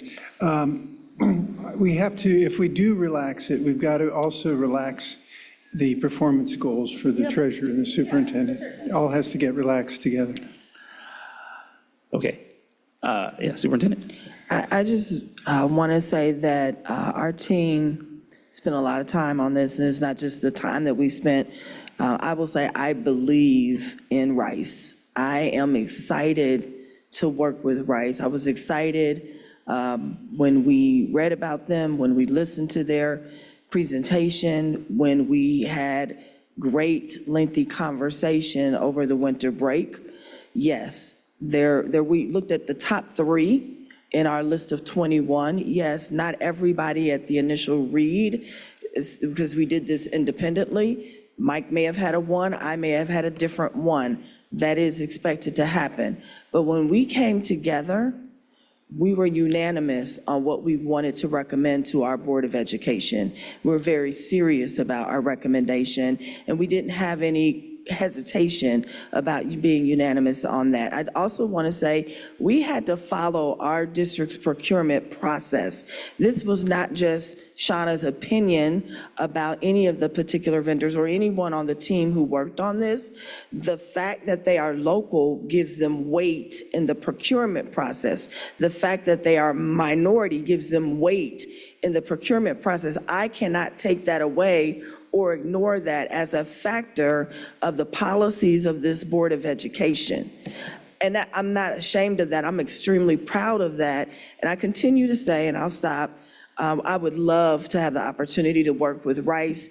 I understand that they may not have the breadth of experiences that some of the other vendors had, but also in the conversation, some of the other vendors didn't hold a candle to the presentation that they did on behalf of our district. Thank you. Okay. Thank you, Superintendent. So I think what we are at now is that again, I don't think in good conscience we could have a vote today, given we also don't know the status of whether or not the Greater Cincinnati Foundation would adhere to the original offer of the $250,000. I think it is also worthwhile to have additional conversation with them, clarifying some things. Again, my biggest struggle in what they wrote was the mutually agreed upon, because that's not a part of our procurement process, it's not a part of our RFP process, and that can't be something we add into something unless they hire externally and then provide those and donate those services. And to me, that's not how we should operate as a district. If we ultimately want to do a conversation with them that gets us at 350, that gets us in a process where we have a partnership around that, I'm happy to have that conversation. I'm happy to work with you and those conversations with the Greater Cincinnati Foundation and the CRBC and others. But I want us to make sure we're adhering to what board policies tell us we have to do. And I think that's a step that we have to honor and obey, as we all were just reappointed and/or appointed to the board, or put onto, or read our oath. But that's something we have to honor, and we made board policies for those reasons.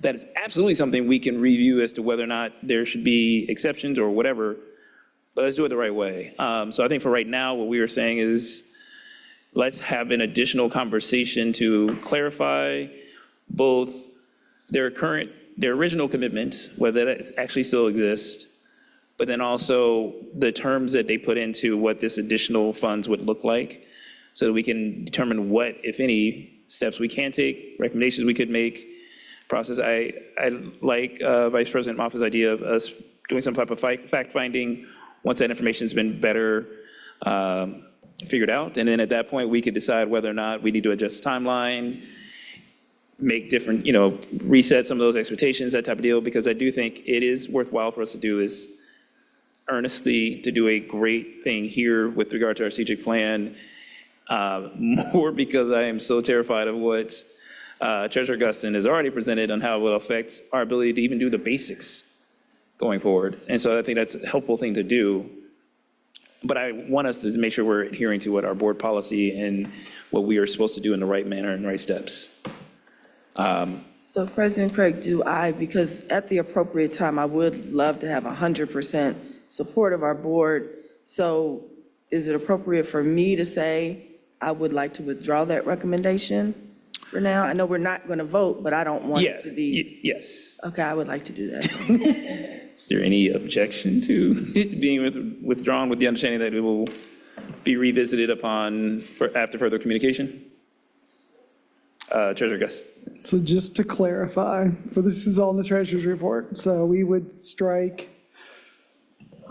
No, I was hoping you would make the recommendation. I don't want to, but just for housekeeping for treasurer's report, we would strike the contract to Rice under contracts.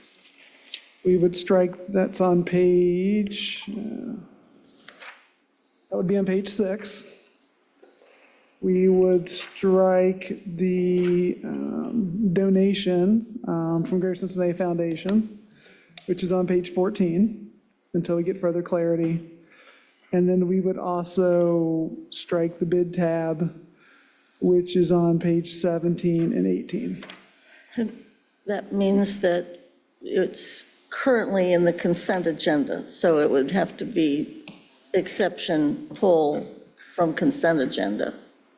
Yes. The treasurer's report is. Yes. So what we'll do is, We'll make it literally 2 items next afterwards, but we'll do that we get to the consent agenda is to do the exceptions, to pull those aspects out and have them put on the record. Mr. Chair, if I could. Yes. Something that was also proposed, I think, by Vice President, that you and the superintendent, and I would add the treasurer too, be in this dialogue too, because again, I think that would be helpful. I don't want them to think that it's, just the superintendent or treasurer, but indeed this dialogue that happens publicly, which it has to, can be carried forward. Absolutely. I'm happy to assist in any manner I can. Vice President? And I just want to also bring up, and I think I mentioned this to the superintendent before, I was able to sit on the strategic planning committee under a different administration many, many moons ago.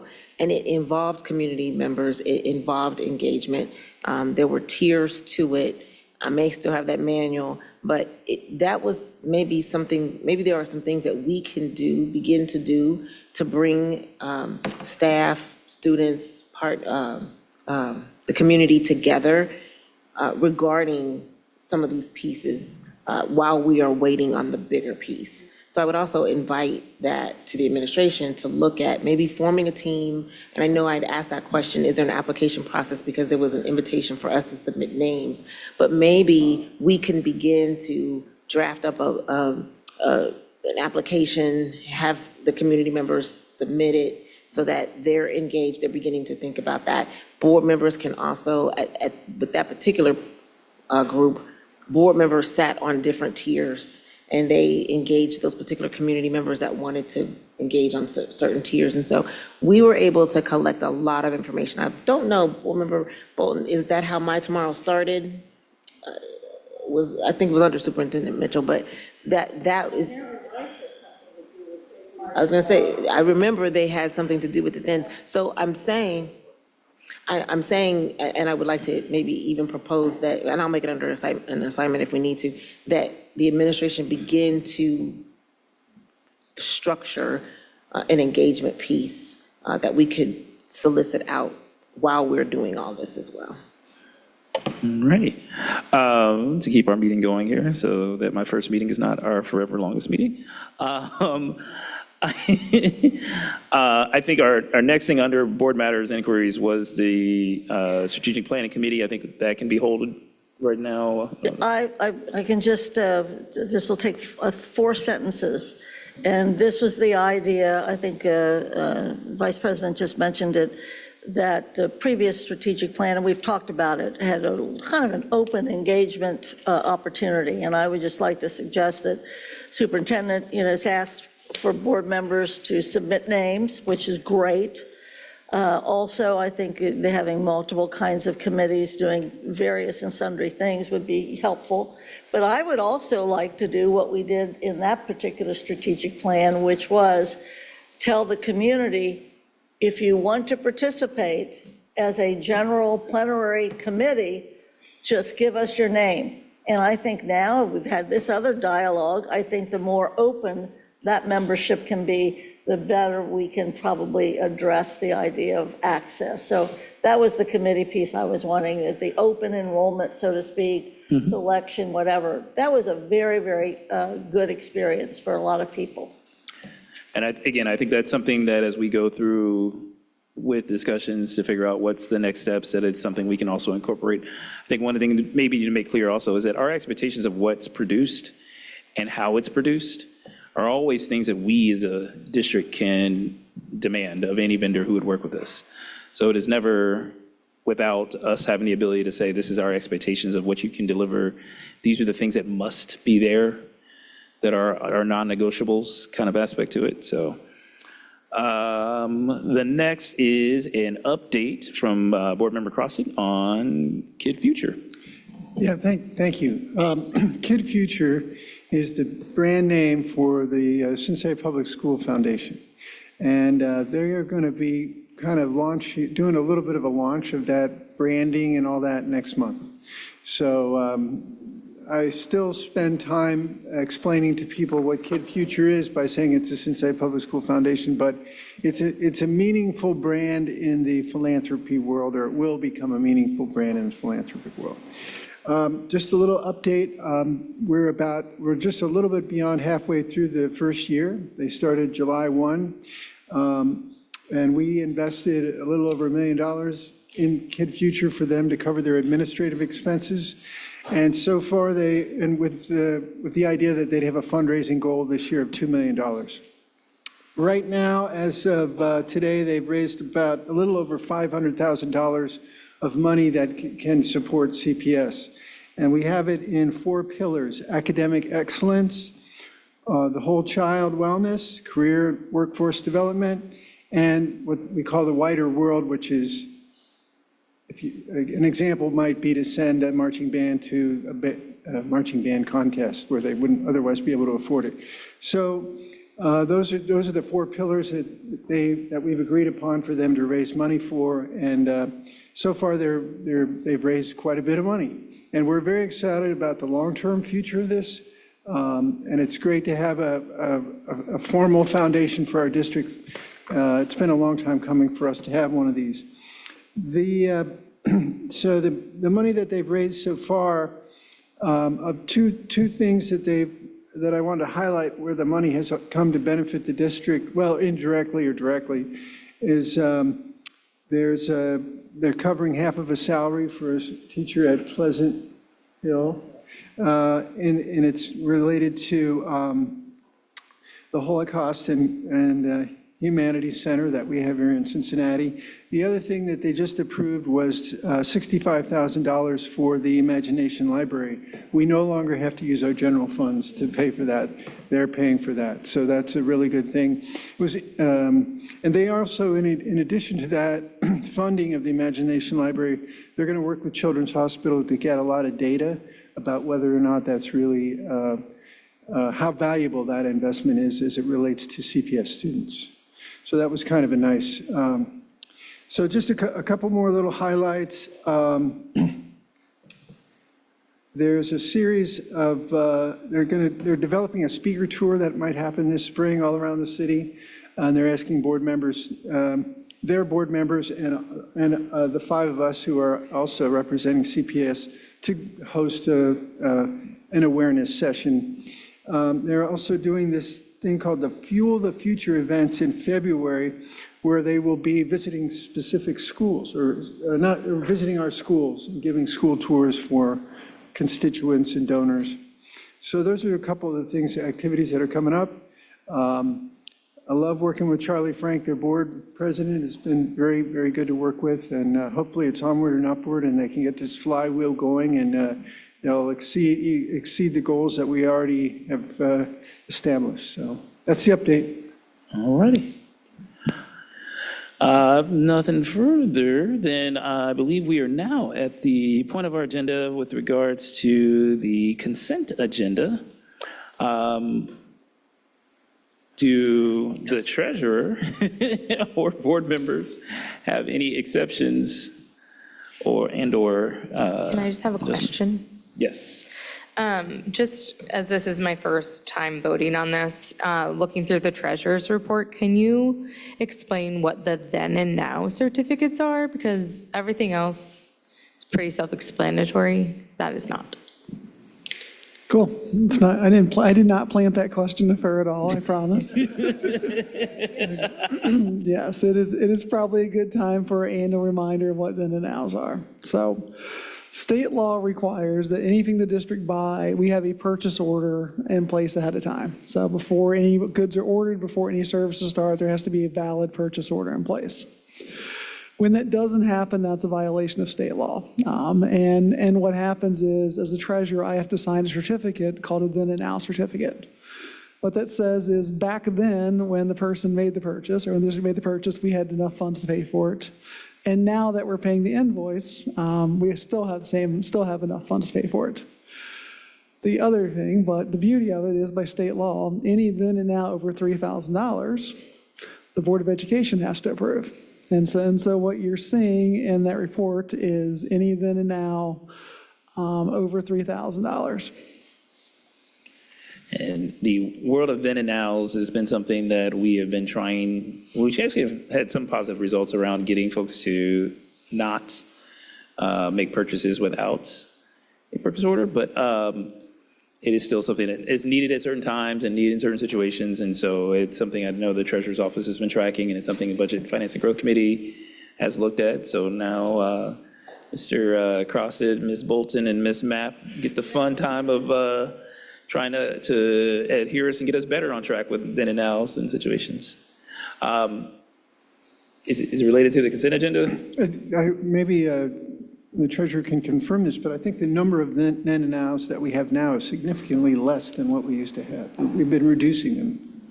We have for a long time. This year, we've had a couple odd incidents, I'll say, that have put it back up, but we are doing much better historically than we have. All right. So again, back to the original question. Are there any exceptions and/or? I was letting everyone else speak. So I do have exceptions from the treasurer's report. I want to abstain from page 10, line item 14, page 13, line items 2 and 9, and lastly, page 18. And then I believe, Treasurer Guston, we can approve as an amended with those removals that you had listed earlier. Do you want to just recap what those are again? Sure. Yeah. So the items that we agreed to remove for page 6, item number 3, under contracts. Page 14, second line, under donations. And then the entirety of pages 17 and 18. So Ms. Mapp, you don't need to abstain from page 18. Okay, I didn't know if you were going to pull that out or not, so, Yes. okay. So we're removing that. All righty. Are there any other exceptions? Our normal other major exception maker here is no longer on the board. So, yeah, I know. Is there a motion and a second to approve the consent agenda? So moved, Second. Treasurer with Augustine? exceptions. Yes, with the exceptions. Treasurer Augustine? All right, Ms. Armbruster, Yes. Ms. Bolton, Yes. Mr. Crossett, Yes. Mr. Lindy, Yes. Ms. Mapp, Yes. Vice President Moffett, Yes. President Craig. Yes. All right, and then I definitely skipped over any assignments. Are there any assignments? I think it might be possible, I would request that the policy committee take another look at the, having the reading level on the report card. And I don't necessarily advocate saying to not overturn that, what we voted, but maybe amend it so that there's options, there's an opt-out option for parents or an opt-out option for a family who doesn't want to see that. And for various reasons, there may be a family that doesn't want that. And by doing that, creating that exception would just be an amendment, but then maybe they could also take some time to get maybe a little more teacher input. I think this is the second time we've heard from the teachers wishing they'd had more input on that. So it's just, if the policy committee could revisit that, there's time. We're not putting that in place until next school year, so just a. Yeah, so your assignment is requesting the policy committee to review the recent policy that we just passed, to look at potential options of adding either an opt-in or something to that effect for the policy. Are there any objections to that assignment? None? Okay. Any other assignments? Board Member Bolton? Mine was just to firm up the assignment, superintendent and the president, perhaps the treasurer, would engage in that dialogue, just formalizing that. On the strategic plan? Yes. Any objections to that assignment? No, I don't have an objection, but I wanted to go backwards. Yes. I didn't take myself off mute in time. My concern too, and it's not really an objection, but we heard from a group of parents who came to advocate for that information. So I'm not wanting to negate those voices. I'm also not wanting to negate teacher voices. So perhaps the assignment to the policy committee could include further engagement, because there was lengthy discussion at hearing of the public by parents who wanted that information. I don't want that to be overlooked. So when I responded to someone's email that sent it to us saying that they were advocating for it, I said that I thought there was engagement by the policy committee. And I think I included the policy committee members on it who shared that there had been some. So maybe it is to look at either additional engagement, or if that is the right thing to put on there, maybe something else needs to be put on there. I don't know, but I think there was a group of people that wanted it. There was a group of people that didn't. So because of that, I wanted to make sure that we include those voices too. I think all these sound like great things for the policy committee to talk about in its first meeting. And I'll be following up with people on that committee to find that date as soon as we break. All righty. Any other assignments? None. Okay. With nothing else further on our agenda, do I have a motion to, what is it called again? I motion to adjourn. There we go.